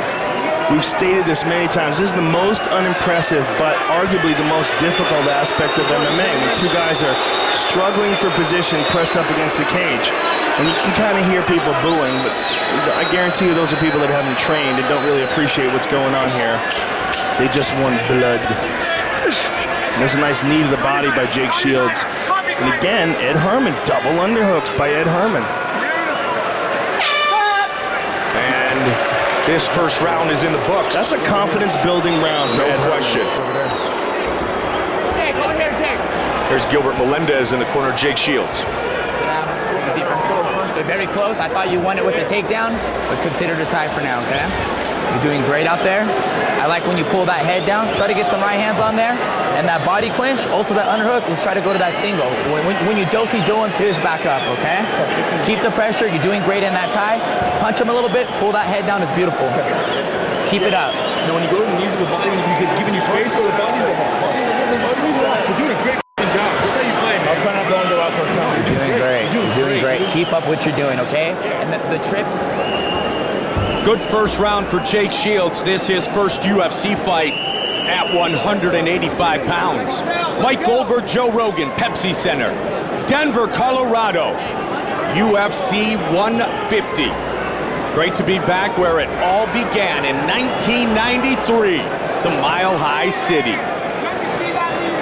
Ready? Let's go. Round 2. Shields had top position. Herman fought through it, and as Joe said, a confidence-building round in what Ed Herman calls the toughest fight of his career. And Shields throws that left body kick off the lead leg. It's one of his best weapons as far as striking. And look at this. Ed instigates the grappling again. This may be a strategy gets taken down there. Maybe a strategy to test the cardio that we talked about, though, of Jake Shields. It could be, but this is a mistake. To have Jake on top of you like this is a nightmare. He got through it in the first round. Herman talked pre-fight about the fact that Shields had bulked up and had to carry this new muscle into this fight tonight. I don't think he really had to do too much bulking up. I think he was really eating his muscle away and starving himself to make 170 pounds. He said he really felt depleted at times fighting at 170. I've never seen a guy look worse stepping onto the scale as Jake has looked going into 170. The only time I've seen a guy look close is Travis Lutter when he competed against Anderson Silva and couldn't make weight. He's got a Kimura locked up here. And he's inside control here. This is not good for Ed. And Jake is slowly moving his right hand closer and closer to the gloves, and that's how he wants it. He wants to get more leverage, a little high on it right now. When you're up high on the forearm, it's hard to finish. You want to get right down to where the wrist and the glove meet. So safe, at least for now, is Herman, but still a great position for Shields. Shields is trying to mount him here. He's pressing down with the legs. And look for him to step over with that right leg. As soon as he feels like he's got control, so he's tried it several times here. He's trying to push down. Shields, a Cesar Gracie Brazilian Jiu-Jitsu black belt. And Shields is again going to try to attack with that arm. Where he's at right now, I don't expect him to try to attack the right arm with an arm bar because they're so close to the cage. But that is another possibility from this position that he would consider if he was outside. Tried to trap the arm a moment ago. He's going to try to mount him here. He's going to try to go knee on belly.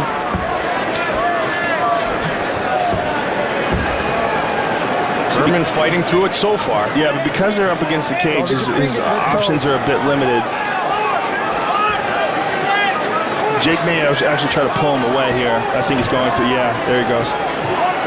Because his options are limited in where he can move while he's got Ed pressed up against the cage.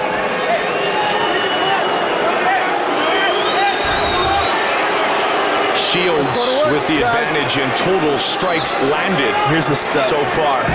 Oh, look at this. Tried the up kick, did Ed Herman. And he tried to sweep there for a moment. And watch Ed attack from his back, too, because let me tell you something, Ed's not shy. Even though he's fighting a very skilled and accomplished grappler, Ed will attack from his back. So Jake has to mind his P's and Q's here.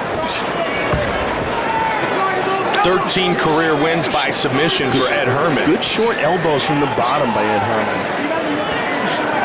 And Herman, 3 years removed from the knee injuries, said he feels better than ever. But is it going to be enough to take out the former Strikeforce champion? He keeps throwing those legs up. See how he's doing that? Like to neutralize Shields right here and get this fight back to the feet. Another elbow thrown by Herman.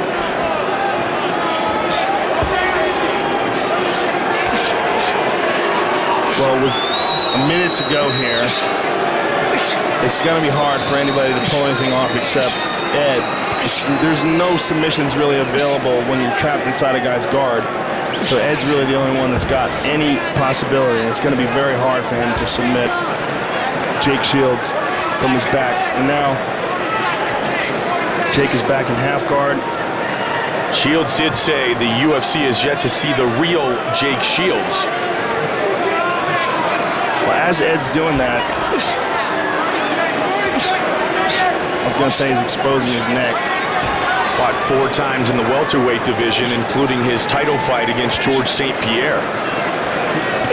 Went into that title fight, winner of 15 straight.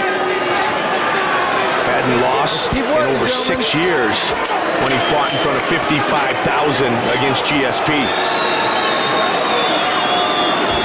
Good short elbow again from the bottom by Ed Herman. 5 minutes left now.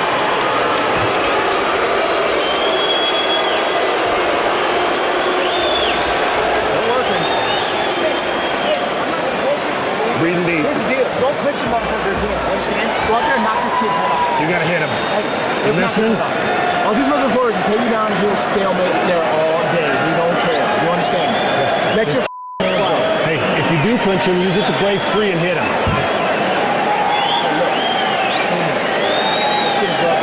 Dude, he's sucking wind, man. He's sucking wind. He gave you his best. You gotta let your hands go. We're gonna hurt him. Time to turn it. Here's a takedown by Jake Shields. Outside trip. And here's a Kimura attempt. Never really quite got it locked up. It was a little high on the forearm, and there's some control from the top and a little elbow. And there's Britton's body. Ooh. Yes, there is. Ready? Let's go to work. Shields has done a nice job when he has been in top position of controlling Ed Herman.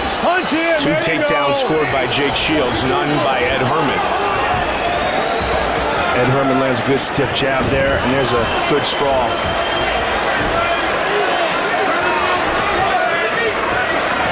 Ed separates. Good uppercut.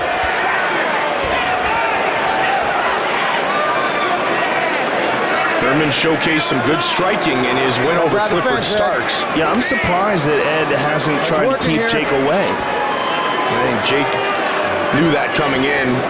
Probably figured his opponent had a bit of an advantage there, and he's gone to clinch and tie him up as quickly as possible, Joe. Well, Ed has gone to clinch and tie him up as quickly as possible, too. Which is something that surprised you a lot early, isn't it? Yeah, I would think if he has an advantage, it's surely in the stand-up. He's shown really good defense on the ground, but Jake has been able to control him. And if you look at, it from a scoring standpoint, Jake has had the top position. I mean, didn't really get close with any submission attempts, but he controlled him on the ground. Well, if in closing the distance, Ed Herman was trying to zap Jake Shields' gas tank, we'll see the effects of it here in the third round, and right up goes Ed Herman. Ed Herman takes Jake Shields down there. Just missed with that uppercut there. Good shot there. Shields caught it on the left though. Jake's got the double here. Got him again. Down into side control and away from the center of the, away from the cage here. More room to move. Let's see if Jake can pull anything off.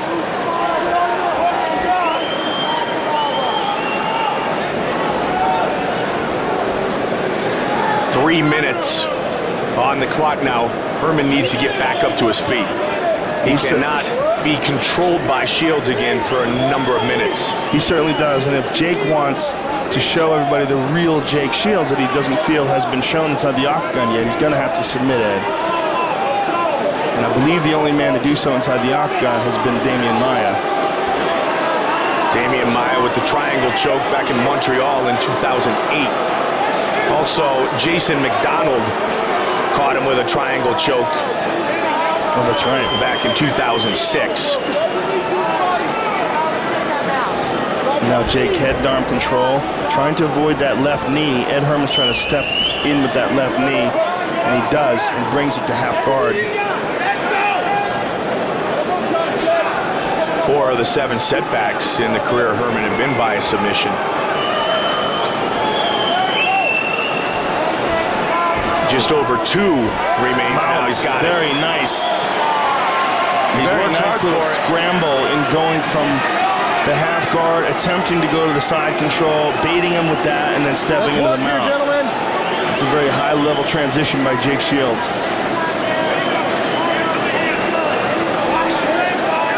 Now the question is, can he finish it? Well, he's got a lot of time here. This is plenty of time for Jake. A minute and a half. Lots of time to work.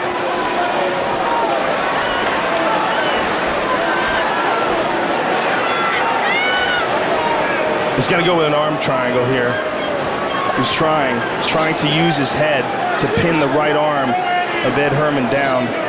See how he's using his hands to try to clinch that arm together? But Ed Herman's defense is very solid. And hip escape into full guard by Ed Herman. Very nice. And elbows from the bottom by Herman. Nice job to get it back to guard, but he needs to get up and score points. Yeah, good point. I mean, he's defended himself well. He's done a good job of defending himself against Jake Shields' best aspect of the game. But still, Jake has been the one who's taken him down and controlled the top position. 3 takedowns by Jake Shields in the fight. And all 3 times he has spent a significant amount of time in top position. 30 seconds remain in the fight. With 30 seconds to go, you see Ed throwing those hips up. Shields accelerating his pace as well. 15 now. Jake Shields looking for a win in his UFC middleweight debut. Busy from the bottom is Ed Herman. And Jake is not really getting much off here from the top, but he did control it. It's got a bit of a cut. It's tough to see where it's coming from. But Herman and Shields go the distance. It looks like it might be the nose of Jake Shields, Joe.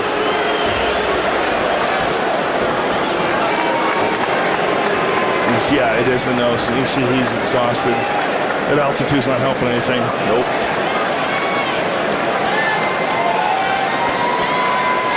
Goes the distance with Ed Herman. The former Strikeforce champion, the Strikeforce champion, Gilbert Melendez. Joe, take a look at our fight replay. And there's a nice uppercut by Ed Herman and a short left hook, and there's a left by Jake.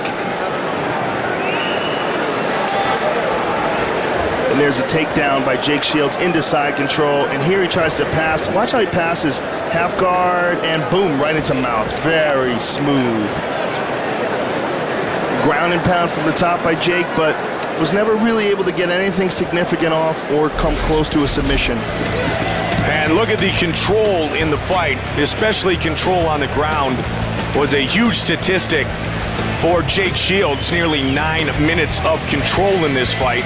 They both landed about the same amount of significant strikes, but the total strikes landed a 2-for-1 advantage for Jake Shields.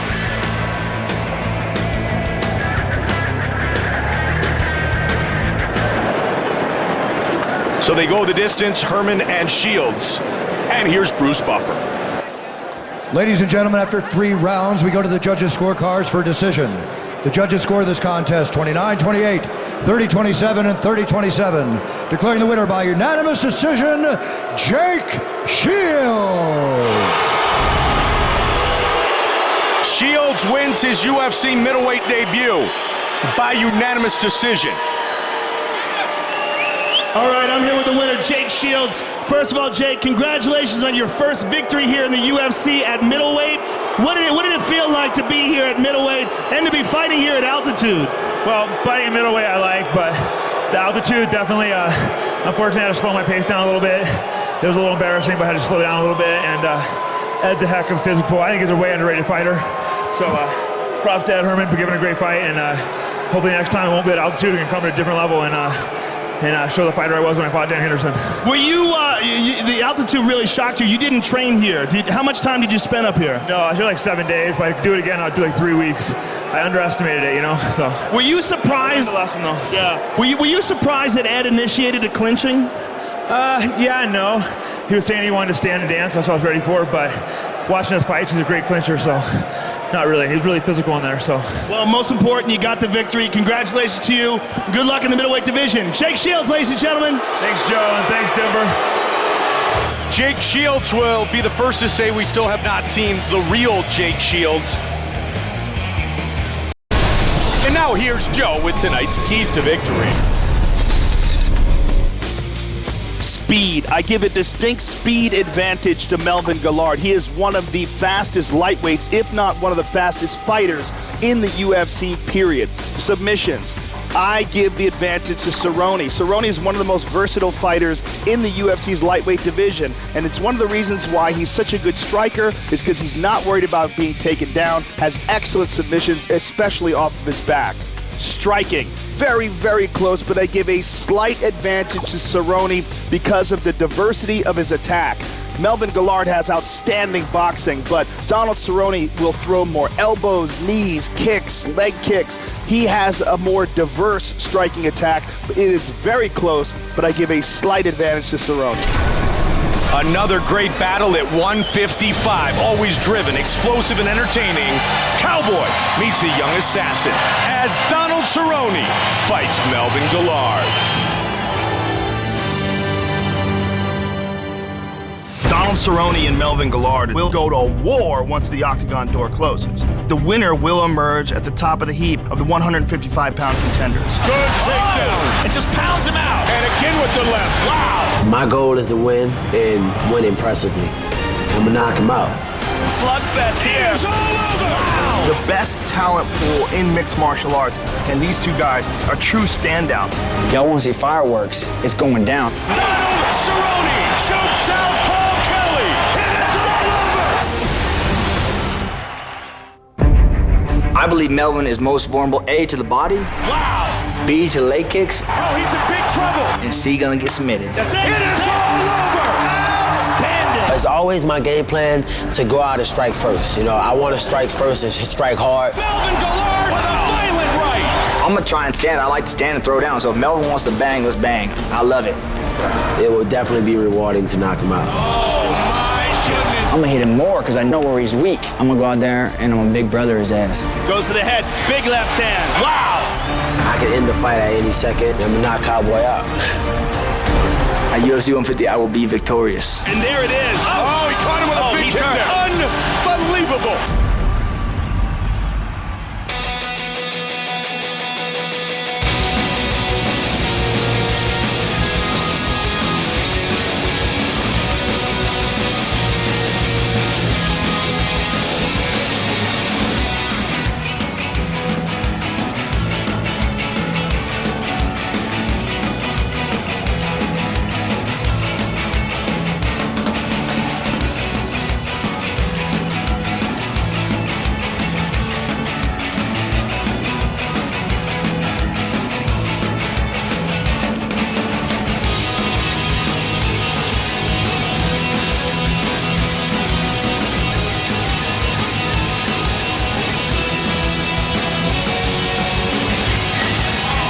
He spent 3 years at Greg Jackson's gym in Albuquerque, New Mexico.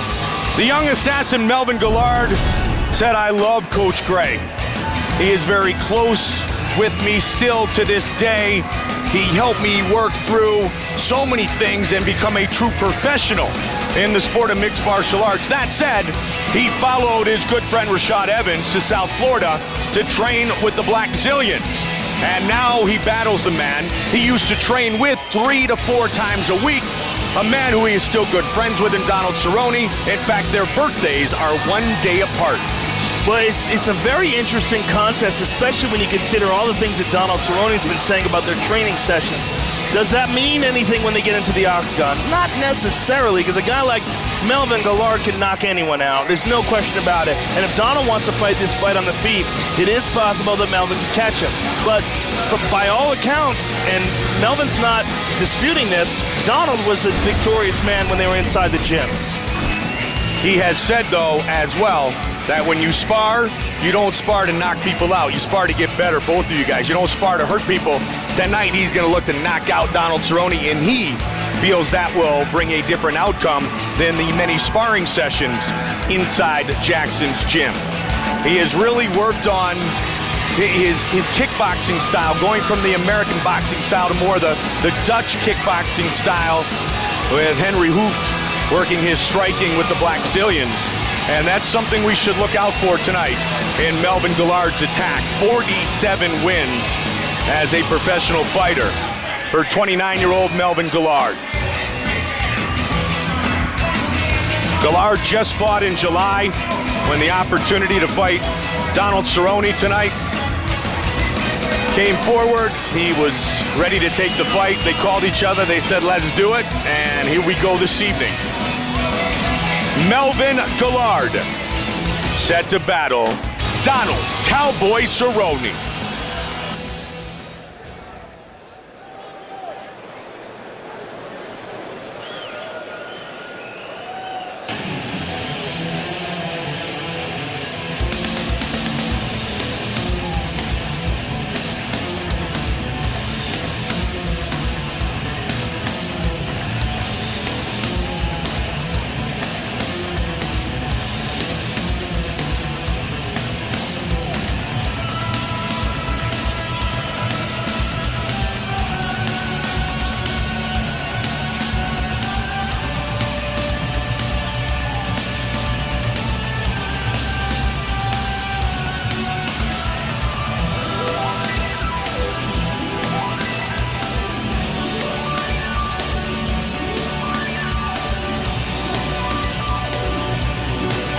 Born right here in Denver, Colorado, raised in Colorado Springs, Donald Cowboy Cerrone. Now, an interesting sidebar to the preparation for this fight, with Rashad Evans leaving Jackson's gym and fighting John Jones for the title. There was a lot of battling and bad blood, and Greg Jackson was somehow involved.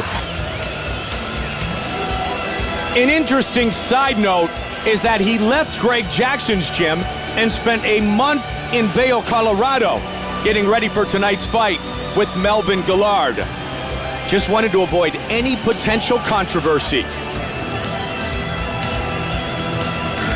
There's a marked difference between both of these gentlemen and how they've been behaving entering into this fight, and it's something that Dana White alluded to. Yeah, Donald is brimming with confidence, whereas Melvin seems just a bit apprehensive about this. He's lacking his swagger. Yeah, he's lacking his swagger. That's a very good way of putting it. Look, a guy can get in your head. A guy beats your ass in the gym. I don't care if it's just the gym.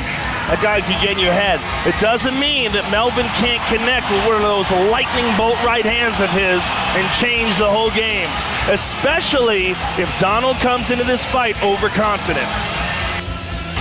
Donald Cerrone said this is going to be a tough fight, and it's going to get tough real quickly. Cowboy fighting in his hometown of Denver. Our tale of the tape for this lightweight fight. Both men, 29 years old. Taller is Cerrone. He will have a 5-inch reach advantage. Melvin Guillard did miss weight at 157.5. Here is Bruce Buffer.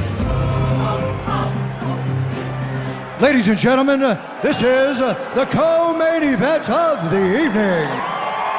And 11 losses, 3 draws, 1 no contest. He stands 5 feet 9 inches tall, weighing in at 157.5 pounds. Fighting out of Boca Raton, Florida, by way of New Orleans, Louisiana, Melvin, the young assassin, Guillard. And now introducing his opponent, fighting out of the red corner. This man is a Muay Thai kickboxer, holding a professional record, 18 wins, 4 losses, 1 no contest. He stands 6 feet tall, weighing in at 155 pounds. Fighting out of Albuquerque, New Mexico, by way of Denver, Colorado, Donald Cowboy Cerrone! And when the action begins, our referee in charge, Josh Rosenthal. All right, gentlemen, repeat over your instructions. I expect a clean fight. Obey my commands all times. Defend yourselves all times. Touch gloves, go back. Let's do this.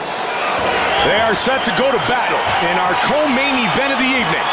Donald Cerrone and Melvin Guillard. All right, gentlemen, you ready? Ready? Let's fight. Here we go.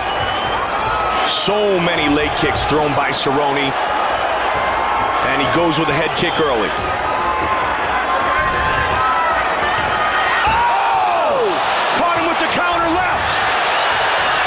Pushing forward is Guillard. Big knee. Cowboy Cerrone has never been knocked out. He's hurt. In his 23-fight career. Melvin again. The elbow over the top. Donald is in big trouble still. He's on wobbly legs. 23 fights, never been knocked out. 11 knockdowns scored by Melvin in his career in an elbow. One of the things we said about Melvin, if Donald gets cocky, if he gets overconfident, Melvin can shut the lights out. 47 victories, 36 have come by way of knockout for Melvin Guillard. The big difference in the look in the eyes of Donald Cerrone. He came into this fight brimming with confidence, and now he looks a little bewildered. And the right hand thrown by the young assassin. And any kick! Melvin's hurt! Here with the right hand. And it is all over! Donald Cerrone knocks out Melvin Guillard! What a turn of events! What a round! What a fight! What a round! Oh, man! Melvin is still down and out, man. Joe, take a look at our fight replay. Let's take a look at that head kick. And Melvin in all kinds of trouble, and that right hand just turned the lights out. Let's see it again. Clang! Shin to the head. And then the right hand behind it, and that was all she wrote. And that was after getting caught with a vicious punch earlier in the round. And that is the first time we've ever seen Melvin taken out like that. Donald Cerrone, who has talked a lot about wanting Anthony Pettis next, finishes Melvin Guillard tonight. Here is Bruce Buffer with the official decision. Ladies and gentlemen, referee Josh Rosenthal has called a stop to this contest at 1 minute, 16 seconds of the very first round. Declaring the winner by knockout, Donald Cowboy Cerrone. Second knockout of his MMA career. Cowboy survived early and finished quickly.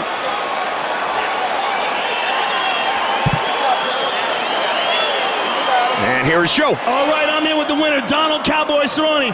Donald, that was a wild round.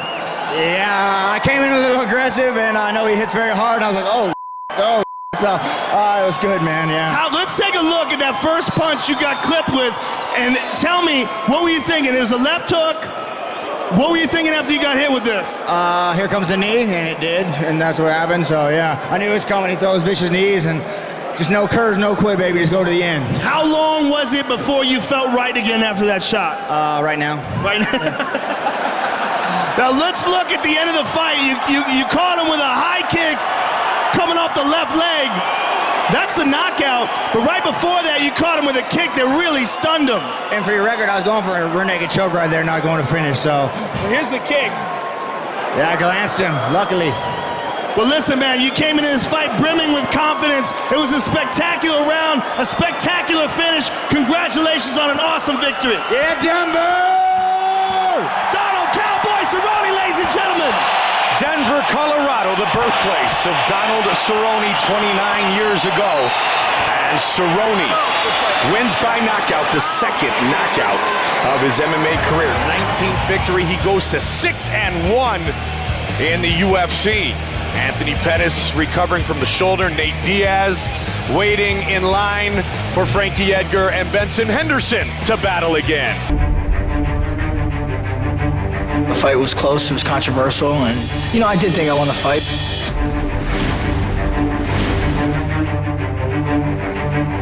He can think whatever he wants. I did more than enough to win the fight. Big slam into a guillotine. Again, he catches it. Man, what a fight. Oh, he dropped him. Jumping knee. This is crazy. Connected. Big right hand. Nice kick to the body and a good counter. I landed good punches. I felt I got takedowns. I kind of fought how I always fight. Nice up kick. Big up kick. Huge up kick by Henderson. I felt I was winning till that up kick. That definitely slowed Frankie down. Again. Amazing. Frankie, up until that up kick, was controlling that fight. 10 seconds left in the round. And did a lot of damage. I think it definitely sealed the round for me. Guillotine attempt. That was a huge up kick by Henderson. Take away that up kick, he's up 2-0, and things are going smooth. I was just thinking, okay, another title fight I just won. Lightweight champion of the world! I don't want people to stop calling me champ. To lose that belt hurt, like losing a limb. I was pretty surprised when I heard the outcome. When you get let down like that, it's disappointing. It still hurts. Losing just sucks. Now it's my turn to get my rematch. Benson Smooth Henderson, the new champion. I will defeat Frankie Edgar for the second time. I will remain the lightweight champ of the world. My hand's getting raised August 11th. The belt belongs to me, Frankie Edgar. If I beat you up the first time, I'm guaranteed going to beat you up again the second time.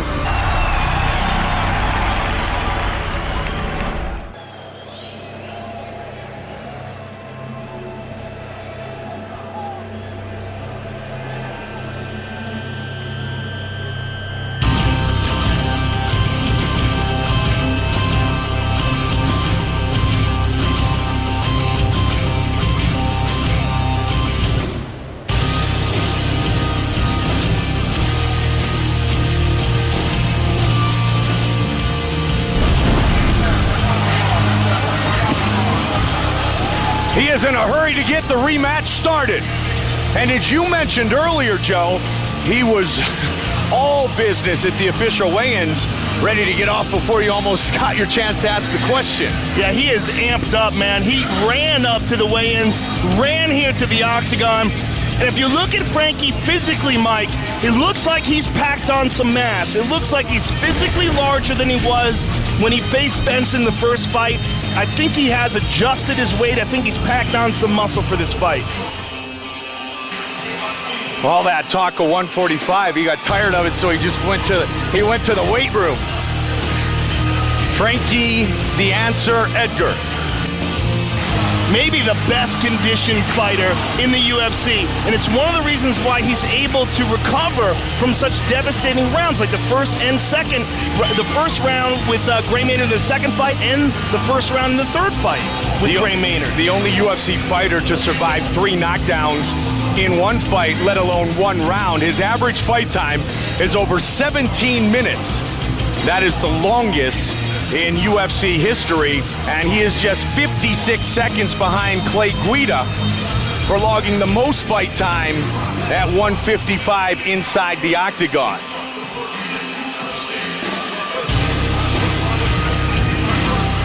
In the first fight, Frankie Edgar took Benson Henderson down 5 times.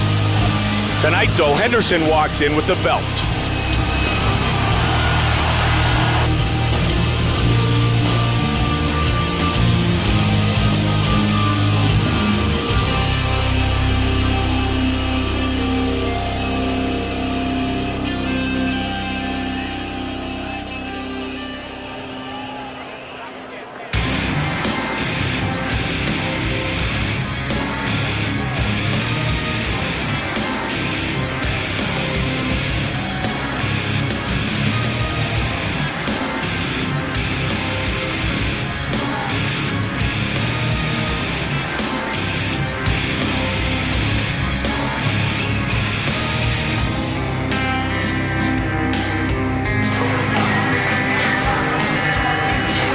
Joe, we have talked extensively about the results in the rematches for Frankie Edgar. This tonight, his 3rd consecutive title rematch. The one rematch of Benson Henderson's career was against Donald Cowboy Cerrone in the WEC, and he made quick work of Cerrone that night.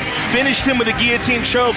You know, what we said about Frankie is that Frankie gets better in rematches. Benson gets better every single time he steps into the cage. His transition between the WEC and the UFC was quite significant. When we saw him step into the UFC, we saw an improved fighter. When he lost that fight to Anthony Pettis, he came back with a vengeance. And in entering into the octagon, what we saw in the fight with Mark Bocek, and the Jim Miller fight, and the Clay Guida fight, we saw significant improvements with each outing. We saw a better Benson Henderson, and he cleanly and clearly won each and every one of those fights against top contenders in the UFC. Benson Henderson stepping into the Tokyo headline prep point. Tokyo headline, free news is good news, since 2002. He has gone a full 5 rounds 3 times. The first fight with Donald Cerrone, of course, the famous fight, the last ever fight in WEC history against Anthony Pettis, and in the first battle 6 months ago in Japan against Frankie Edgar. And again, even though Benson is a very big lightweight and generally cuts a lot of weight to make the weight class, at the weigh-in yesterday, he did not look drawn out. He did not look dehydrated. His face looked full. I told him, man, like, you look great for a weigh-in. There's certain guys you see him in the weigh-in. Chael Sonnen, the perfect example, who looks terrible at the weigh-ins and looks much better when it comes to fight time after he's rehydrated. Benson, I think, preparing for a grueling war at altitude, has adjusted his weight. Rich Franklin used to be the grumpiest 185-pound fighter ever. Benson Henderson looking to defend his UFC championship here tonight. As we mentioned, he spent a few weeks in Flagstaff, Arizona at altitude to prepare for this fight in Denver against Frankie the Answer Edgar. Bring on round 6.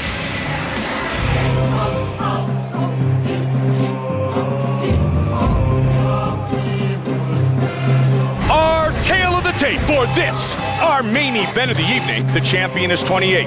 The challenger is 30.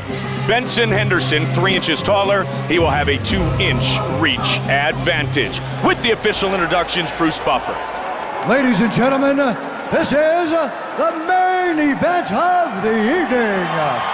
Sanctioned by the Colorado State Boxing Commission, with director Joseph Mason. Our 3 judges scoring this contest at Octagon side are Dave Hagan, Mark Van Tine, and Tony Weeks. And when the action begins, our referee in charge of the Octagon, Herb Dean. And now! I can't wait for this. Frankie Edgar. Benson Henderson. Scheduled for 5-minute rounds. And here we go! The southpaw, the champion in the white trunks. The challenger, the former champion in the black trunks. Both men excellent strikers, but I would give a kicking advantage to Benson. Benson has some seriously powerful legs, had a Taekwondo background when he was a kid. Remember in the first matchup, he threw a lot of very good kicks. Frankie caught a handful of them, Joe, but really never did anything in return when he caught the kicks. Frankie just landed a nice kick. It looks like it landed a little low. Henderson says to Herb Dean, let's just fight on. One of the kicks that Benson threw was when Frankie had his leg, and he jumped up and threw a head kick with the other leg and barely missed, but it was spectacular. He just landed a left hand on Frankie there. Edgar has the hand speed advantage. Very crisp boxing under the mentoring of Mark Henry back in New Jersey.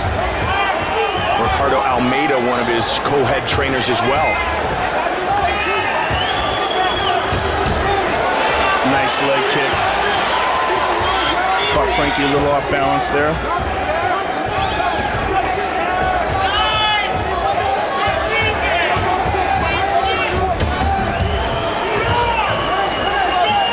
It's official now. Frankie Edgar has spent more time in the UFC than any lightweight in Octagon history.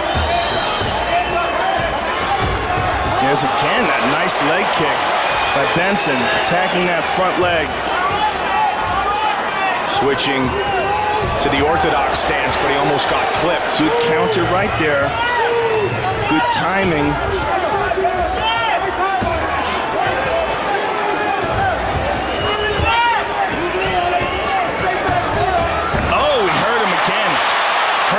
With that leg kick.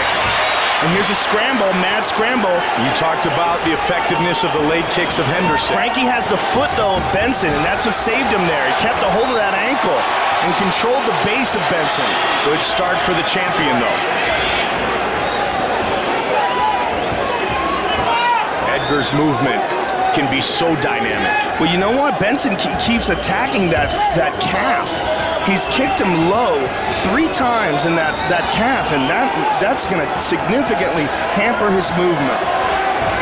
Benson switching his stance again. He's going after it again. He's firing a low leg kick, Mike, and he's attacking the calf area, and it's already very wet, red, and welted. You can see it. See, as he's moving, that left calf is really busted up already. Yeah, you can see the swelling. Yeah, it's interesting that Benson has chosen to attack low like that. And he's done so by switching his stance, Joe. Throwing the right kick low to that lead leg of Frankie Edgar, trying to hamper the movement of the former champion. Very strategic. Smart. Very smart, because the calves are so significant when it comes to your ability to switch movements and stances and balance quickly, and that is what Frankie does a lot. His footwork is one of his #1 keys to victory. It was showcased so dynamically in his wins over BJ Penn. And when we talked about fighters making adjustments, at least each guy's going to make an adjustment in his fight. So far, Benson has made the most successful adjustment, and that is attacking with that front leg low kick. And he's laid off of it for a while. Now he switches his stance, and he may attack with the back leg again. And Benson does that a lot. He will switch stances quite a bit. A nice knee to the body by Benson. And a right hand by Frankie Edgar. Under a minute on the clock here in the first round. Oh, nice kick by Frankie. Out and then in. So Frankie mixing it up a bit as well. They meet in the center of the octagon. 30 seconds remain in round 1.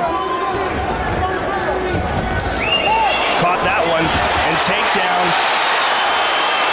He had 5 of them in the first Look fight. out for that guillotine choke, though, because Benson has a nasty one. That is his go-to move when it comes to submissions. This is tight, folks. 10 seconds left in the round. It's tight and it's early. Can he choke him out? Final seconds of the round. Frankie has to keep pressing down in the hands of Benson. Oh, man. Edgar survives. And he was okay there. He was okay there because he had a hand on the choking arm, rather the other hand, and he managed to keep some distance. Remember in the first fight, Joe, Henderson had a couple of shots at that guillotine as well. Into the nose. Into the nose. Chris, hold this, please. Saw the redness on the calf of Frankie Edgar. And let's see some of those kicks. These are the low kicks that Benson, and look how low they are. He's attacking very low. Kicking the calf out. Over and over and over again he did that. And one more, let's see that. That one he caught. And we'll take a good look at the calf. Yeah, you see it there. It's hard to tell from that angle. But from the left side of it. 1 round, 1 takedown. When Edgar scored 5 takedowns in the first fight against Henderson, it was the most times that Henderson has been taken down in his UFC, WEC career. Significant strikes were pretty close in round 1.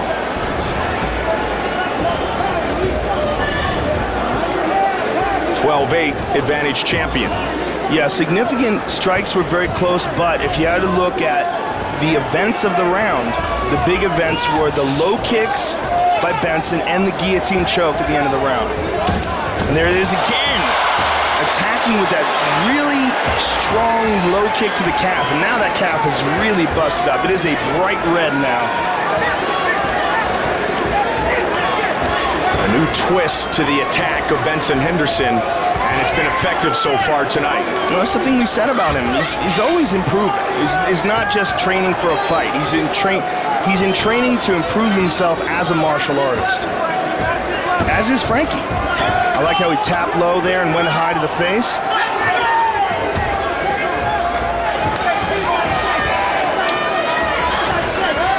Caught that leg. And with the kick of his own.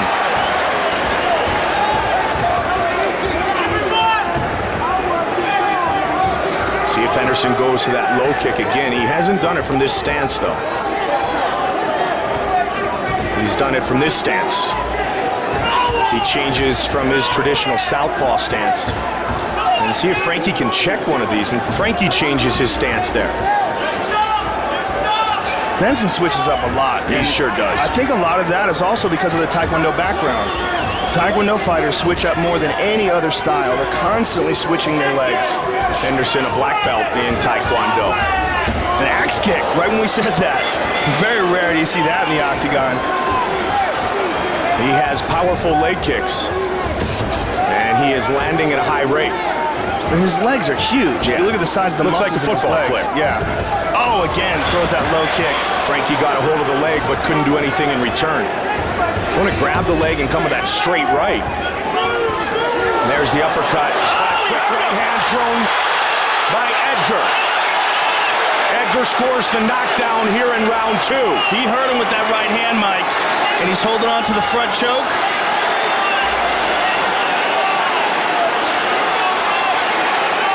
He's got him in a cradle now. Now he's looking to sink the choke in. Let's see if he's got that choke in. That looks pretty tight. Henderson trying to fight through it. He does. Edgar's still on him, though, in a good position. Good defense by Henderson. Henderson got rocked with the right hand of Frankie Edgar. And Edgar, again, holding on to the neck. 2 minutes now remain in this round.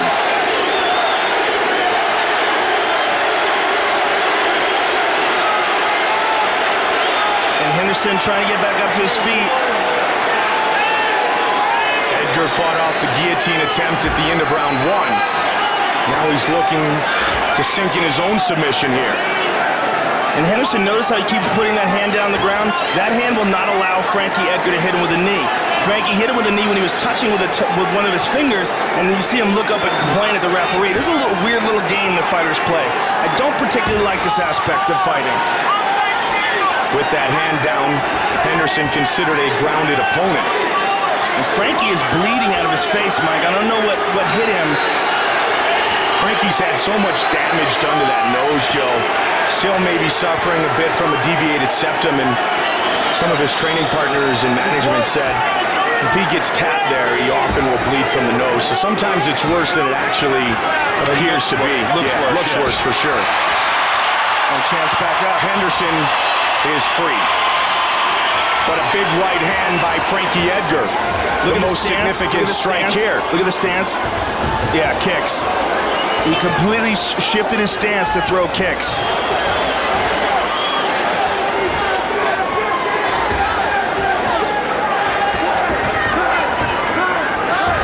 Big shot. Good and strong. Stuffed. And Frankie again on top. Under 30 seconds now on the clock here. And Frankie's waiting for Benson to just lift up a little so he can tag him with a knee. And Benson wisely doesn't. He gets punched though. Final seconds of round 2 will tick away here in Denver. Big round for the former champion.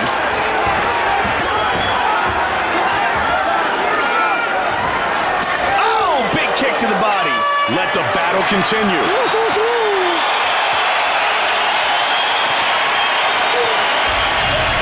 Let's see that right hand. Look, uppercut. And there it is, right on the jaw. Caught him off balance as well. You can see he was clear-eyed right after the shot landed, but let's see it again. Tagged him, boom, legs go out, but you can see where his position, where his feet were, he was off balance. And there's a body kick at the end of the round. Good, powerful body kick by Henderson to end the round. Turn the tempo up a little bit. John Crouch, the head trainer from the lab in Glendale, Arizona. You got the cardio. Jared trained you for this. In looking at that in the replay, Mike, I think that right hand landed strong, but I don't think he was hurt. I think he was just knocked down. His eyes were clear, but still, that was a good round for the former champion. Henderson has never been knocked out as a pro. Knocked down in round 2 here, as Edgar competes in his 3rd consecutive title rematch. Round 3. Neither man has ever lost a rematch.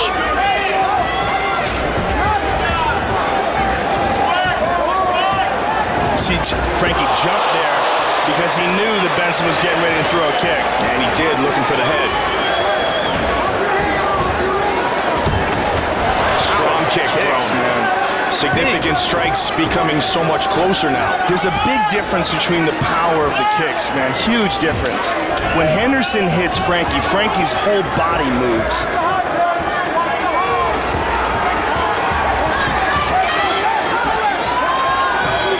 The first fight was so close. No surprise this one is as well.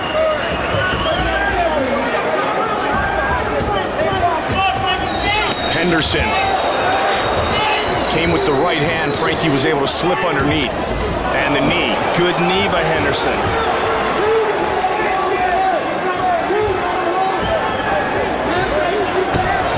One takedown in the fight thus far, and it belongs to Frankie Edgar. Nice leg kick as well. Again by Frankie. And Benson charges. That time Frankie was able to take some of the momentum out of that kick by checking it. Nice right jab.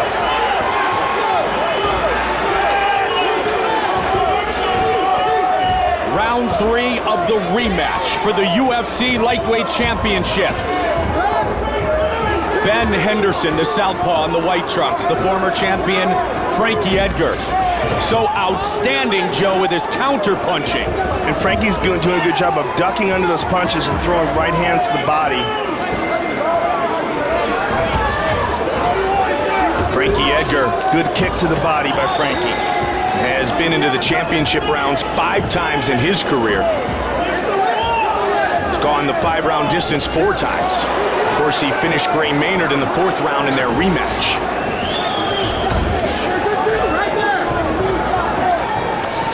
See how he ducks under that? Really good timing by Frankie. Doing a great job of anticipating the power shots by Henderson. Third of a potential 5 rounds for the title.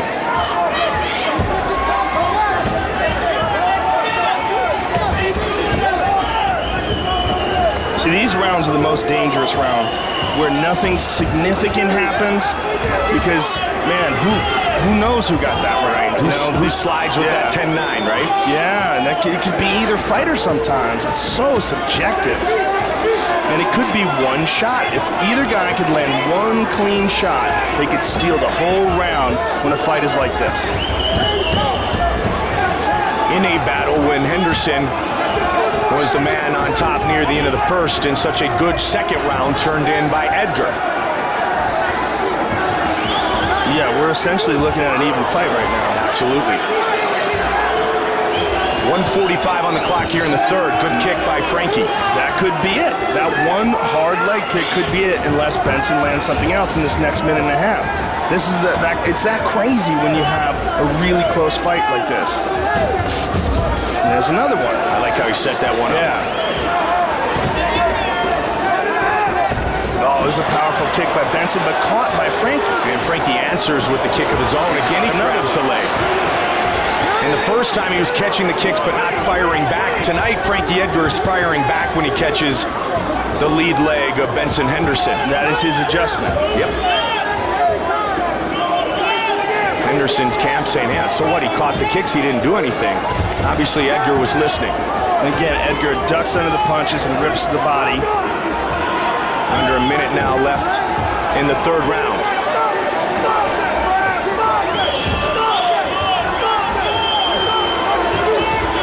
Front leg side kick. More Taekwondo. Total side stance. Taekwondo side stance. Look at it. Taekwondo stance here by Henderson. And that makes it very weird for your opponent, because it's so powerful kick right there. It makes it very weird to judge where things are coming from. Because all of a sudden his body's not open up. In such a close round here, an important round in a championship fight. Joe, does somebody look for a takedown here late? Yeah, maybe. Who knows? Or a powerful shot. I mean, one powerful kick. There's a nice kick to the body by Frankie. Edgar thought about it momentarily. Well, he faked. Through the punch. Yep. Oh, big right hand by Henderson, though. Leaping right hook by Henderson. Look at that. Frankie throws a side kick. On the way to the championship rounds again. Now that one, ooh boy, that was a tough one to score. That's one of those crazy ones. But I think maybe Frankie might have got it with those significant leg strikes. But who knows? Yeah? Okay. Listen, the rounds are close only because you're not busy. We get a little busier. If we get a little busier, this fight's ours. Yeah. His leg is hurting. You're hitting your jab, now hit the leg after the jab. His front leg cap is black and blue and purple. He's gone away from it, now go back to it. Those high kicks are fine too. Like, throw them like you mean them. We won the first 2 minutes with that. Hey, Frankie, he's fading. Turn the heat up. He only wants to fight the last 30 seconds. Hey, don't let him come back to 30 seconds. Don't let him come back to the last 20 seconds. He's going to do that with punch. Go. Frankie Edgar's corner saying that Benson only wants to fight the last 30 seconds. Don't necessarily agree with that, but I think they're trying to make sure that Benson doesn't win the last part of the round. Nice kick again. He got that kick. Caught it this time, though. He landed a good right hand. Ooh, big knee by Benson there. They go to work real quickly here early in the fourth, and a nice left hand thrown by the champion. Fourth time into the championship rounds for Benson Henderson. Hands up! He's gone the distance 3 times. 6th time into the championship round for Frankie Edgar.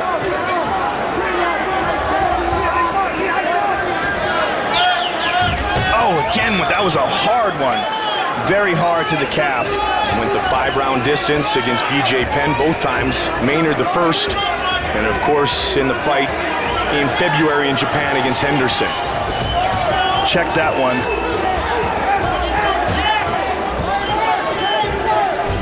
Varied attacks tonight. There's the punches. The advantage to the champion. And the kicks as well. So outstriking Frankie Edgar as Benson Henderson as we fight here in the fourth.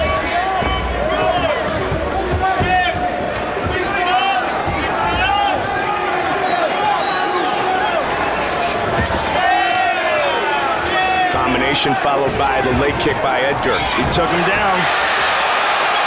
Watch out for the up kick. That certainly changed the complexion of the first fight. Head kick from the bottom. Shows the dexterity of the champion. And Frankie's got a hold of his neck here, head and arm here. Remember this, how Matt Hughes choked Ricardo Almeida out. Got him in a cradle, going for that head arm. Ricardo, one of Frankie's coaches. He's got a hold of the neck. See if he can cinch it up. He's got his hand under the chin. Trying to crank on it.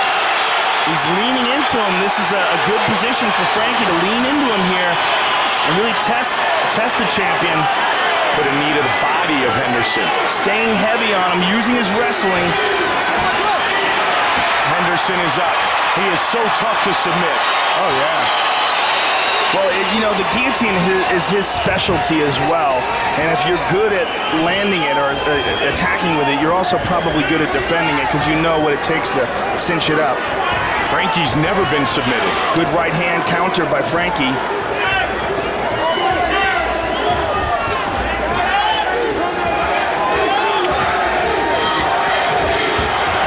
Edgar tried with the 1-3. With the jab and then the hook. Big swing by Henderson.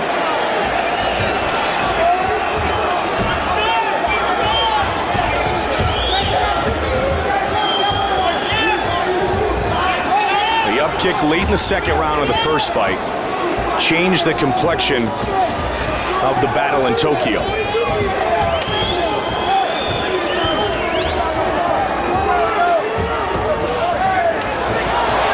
Good shot to the body, but a solid jab by the champion. A couple of them, Joe. Someone lost a mouthpiece. Time.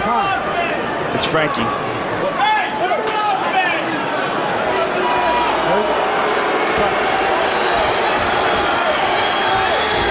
Mouthpiece back in place. The battle continues. Under 90 seconds on the clock here in the fourth round. Lightweight title rematch. Good right hand over the top by Frankie.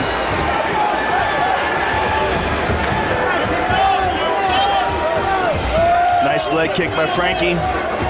There's such a difference, though, in the way, the impact of his leg kicks as opposed to Benson's. Again, that Taekwondo stance being utilized by Henderson a moment ago. Under a minute in the fourth. Good right hand by Frankie.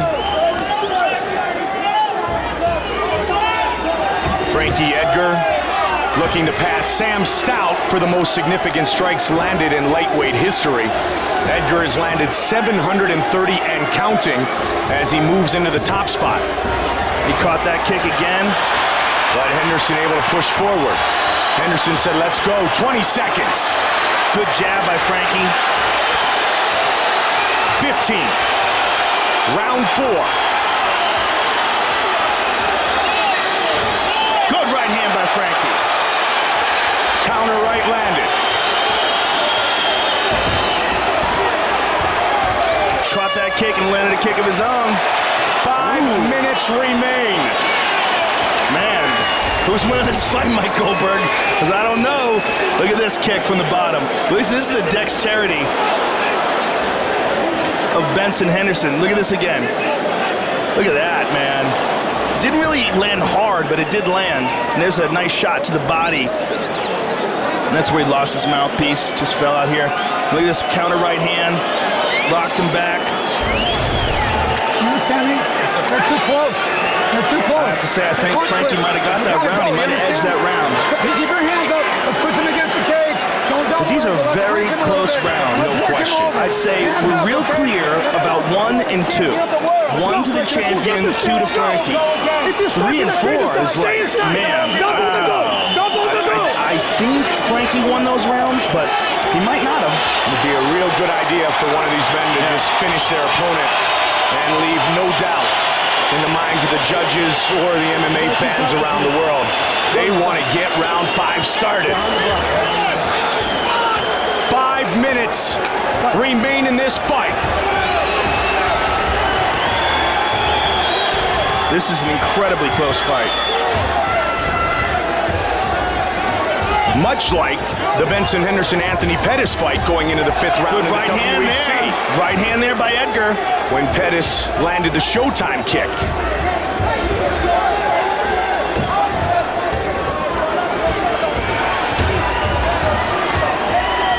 The higher percentage of significant strikes have been landed by Henderson. He has the edge 68-49 through 4 rounds. Oh! And Henderson on his backside quickly. Good shot to the body there.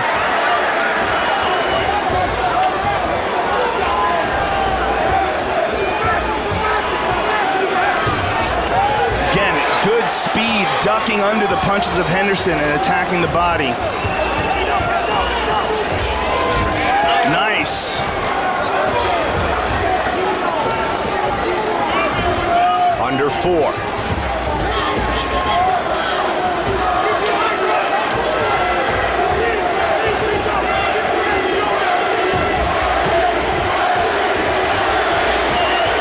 The crowd starts chanting Frankie.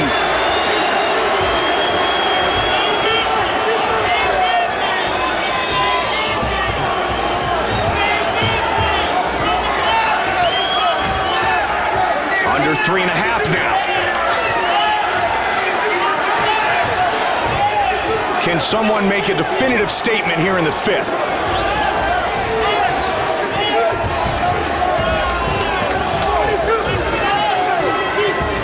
Frankie thought he won the first fight.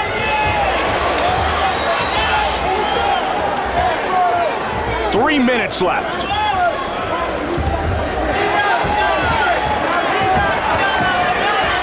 Put the right hand on his face. Caught the kick again.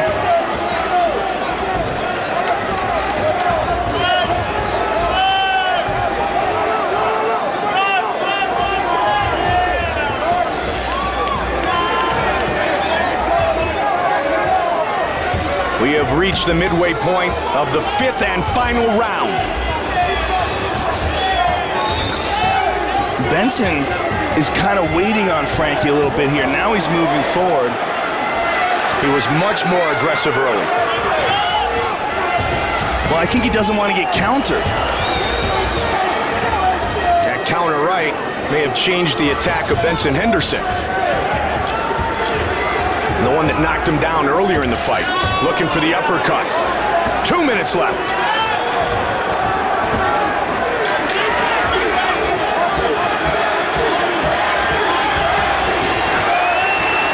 Good counter right again by Frankie.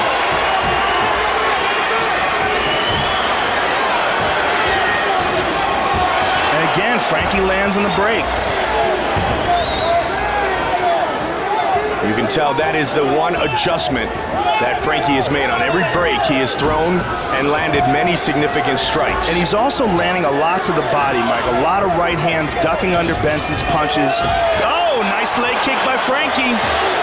Now Benson has a slight look of desperation in his face.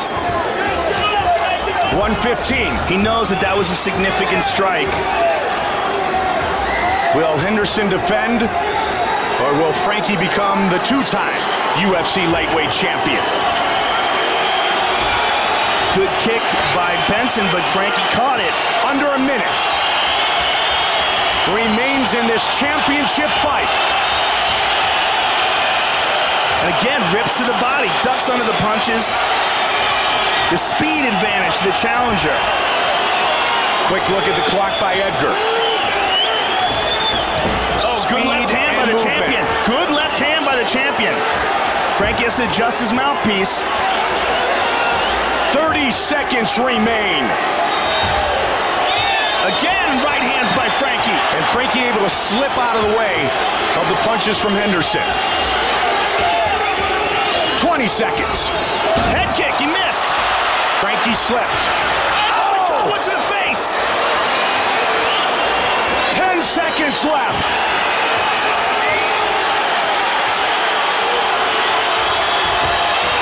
They're going to go the distance again. Henderson and Edgar. What a fight. What a fight. Man, that is a close fight, ladies and gentlemen.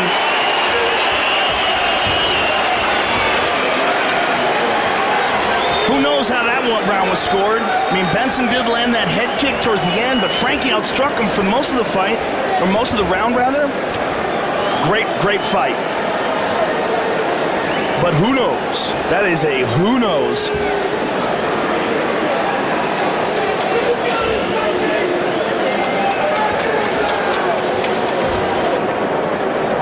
Let's take a look at some of that action.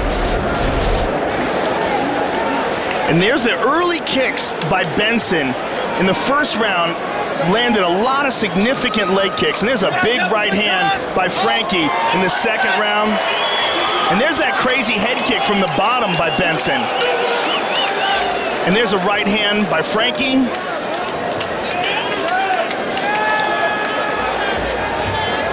And there's the left hand by the champion that knocked the mouthpiece out. And there's the face kick, just barely grazed him, but it did score. Take a look at our fight summary. 45% of the significant strikes thrown by the champion landed. The punches, very even, 60-42. Kicks as well. Control, not a whole lot of this fight contested on the ground or in the clinch. Frankie Edgar did score 2 takedowns. Submission attempts, 2-1 Edgar. Based on the percentage, Benson Henderson has an advantage.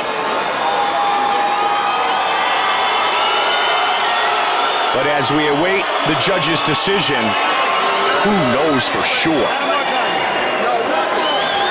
Did he have the answer tonight? Or has Smooth Benson Henderson defended his UFC belt?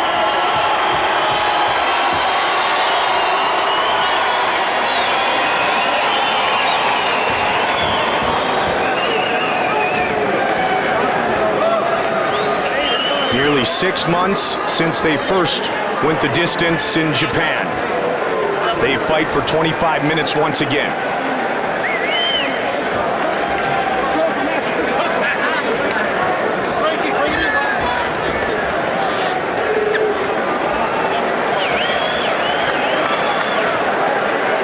Such a tough fight to call. The judges have rendered their decision, and here is Bruce Buffer. Ladies and gentlemen, after 5 rounds, we go to the judges' scorecards for a decision.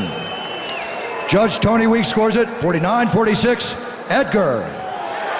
Judge Mark Van Tine scores it 48-47, Henderson. And Judge Dave Hassan scores it 48-47 for the winner by split decision. And still, the undisputed UFC lightweight champion of the world, Smooth Benson Henderson. Winner by split decision. Henderson defends his title. There is his mother's song. All right, I'm here with the winner and still champion, Benson Henderson. Benson, when the first judge read it for Frankie, what was going through your head? I was a little bit confused. The scoring on that one was a little bit weird. I thought 49-46, but you know, the judge had a perfect view. He was up close, so it is what it is. Were you concerned at all at the end of the fight, when it was over, were you concerned at all about the decision? Of course, you always gotta be concerned whenever it goes to a decision. I fight for you guys. I fight for all the MMA, UFC fans. I try and finish fights. I come here and I bring it for you guys. Joe, did you like it? It was a great fight. It was a great fight. It was a great fight. It was a very close fight. Yes. Give us your thoughts on it, and what do you think was different about this fight than the first fight? You know, Frankie's tough. We all know how tough Frankie is. Hats off to him, his team, his coaches. They always bring in rematches. You guys know that. I know that. I knew it was going to be way tougher than the first fight. That being said, you know, had to come in here and lay it all on the line. Congratulations on defending your title. Look forward to seeing you again. The champion, ladies and gentlemen, Benson Henderson. Benson Henderson defends. Frankie, this crowd is cheering for you. The first judge scored it for you. What were you thinking at the end of the fight? Did you think you had it? You know, I did. It don't matter. You know, I thought I brought it to him, but, you know, congrats to Ben. Is this one of those things where you're going to have to go back and watch the fight and see if you know, give it an accurate assessment? I don't know if I'm going to watch that fight. Don't matter. It happened, you know? You're very, very disappointed right now? I'm upset, man. I'm upset, but, you know, what are you going to do? You thought you had it. Did you think you had the decision when it was over? I did. I thought I brought it to him. Hey. So I thank my team, thank my family. You know, no matter win or lose, they put in a lot of work. You know, thank you guys. Well, listen, man, you silenced a lot of doubters here tonight. You put on a great performance. A lot of people in this audience thought you won. It was a great fight either way. Thank you very much for an awesome performance. Frankie Edgar, ladies and gentlemen. Disappointed once again, the former champion Frankie Edgar. The executive producers of the Ultimate Fighting Championship are Frank Fertitta III, Lorenzo Fertitta, and UFC President Dana White. Our supervising producer is Craig Borsari. Tonight's show, produced by Bruce Connell and directed by Anthony Pasquale Giordano. The youngest man in the UFC today earns a big victory and more respect. That scrappy Hawaiian looked good. Then one of the best for a long time at 185 did the job he needed to do. Yushin Okami gets the win over Buddy Roberts. Back in Denver, where it all began, former champions, Ultimate Fighter finalists, Strikeforce champions, Ed Herman, Jake Shields. Jake Shields fighting for the first time at 185 in the UFC. He gets his arm raised and earns the victory. The beautiful sights, the sounds.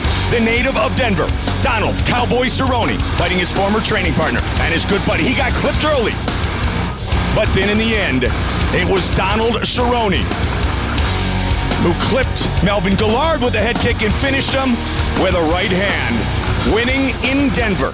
And finally, our main event of the evening, the rematch for the UFC Lightweight Championship. Once again, it goes the full 25 minutes. And once again, Benson Henderson wins by decision and remains the lightweight champion. For my partner Joe Rogan, Mike Goldberg saying so long until next time. We see you right back here inside the Octagon.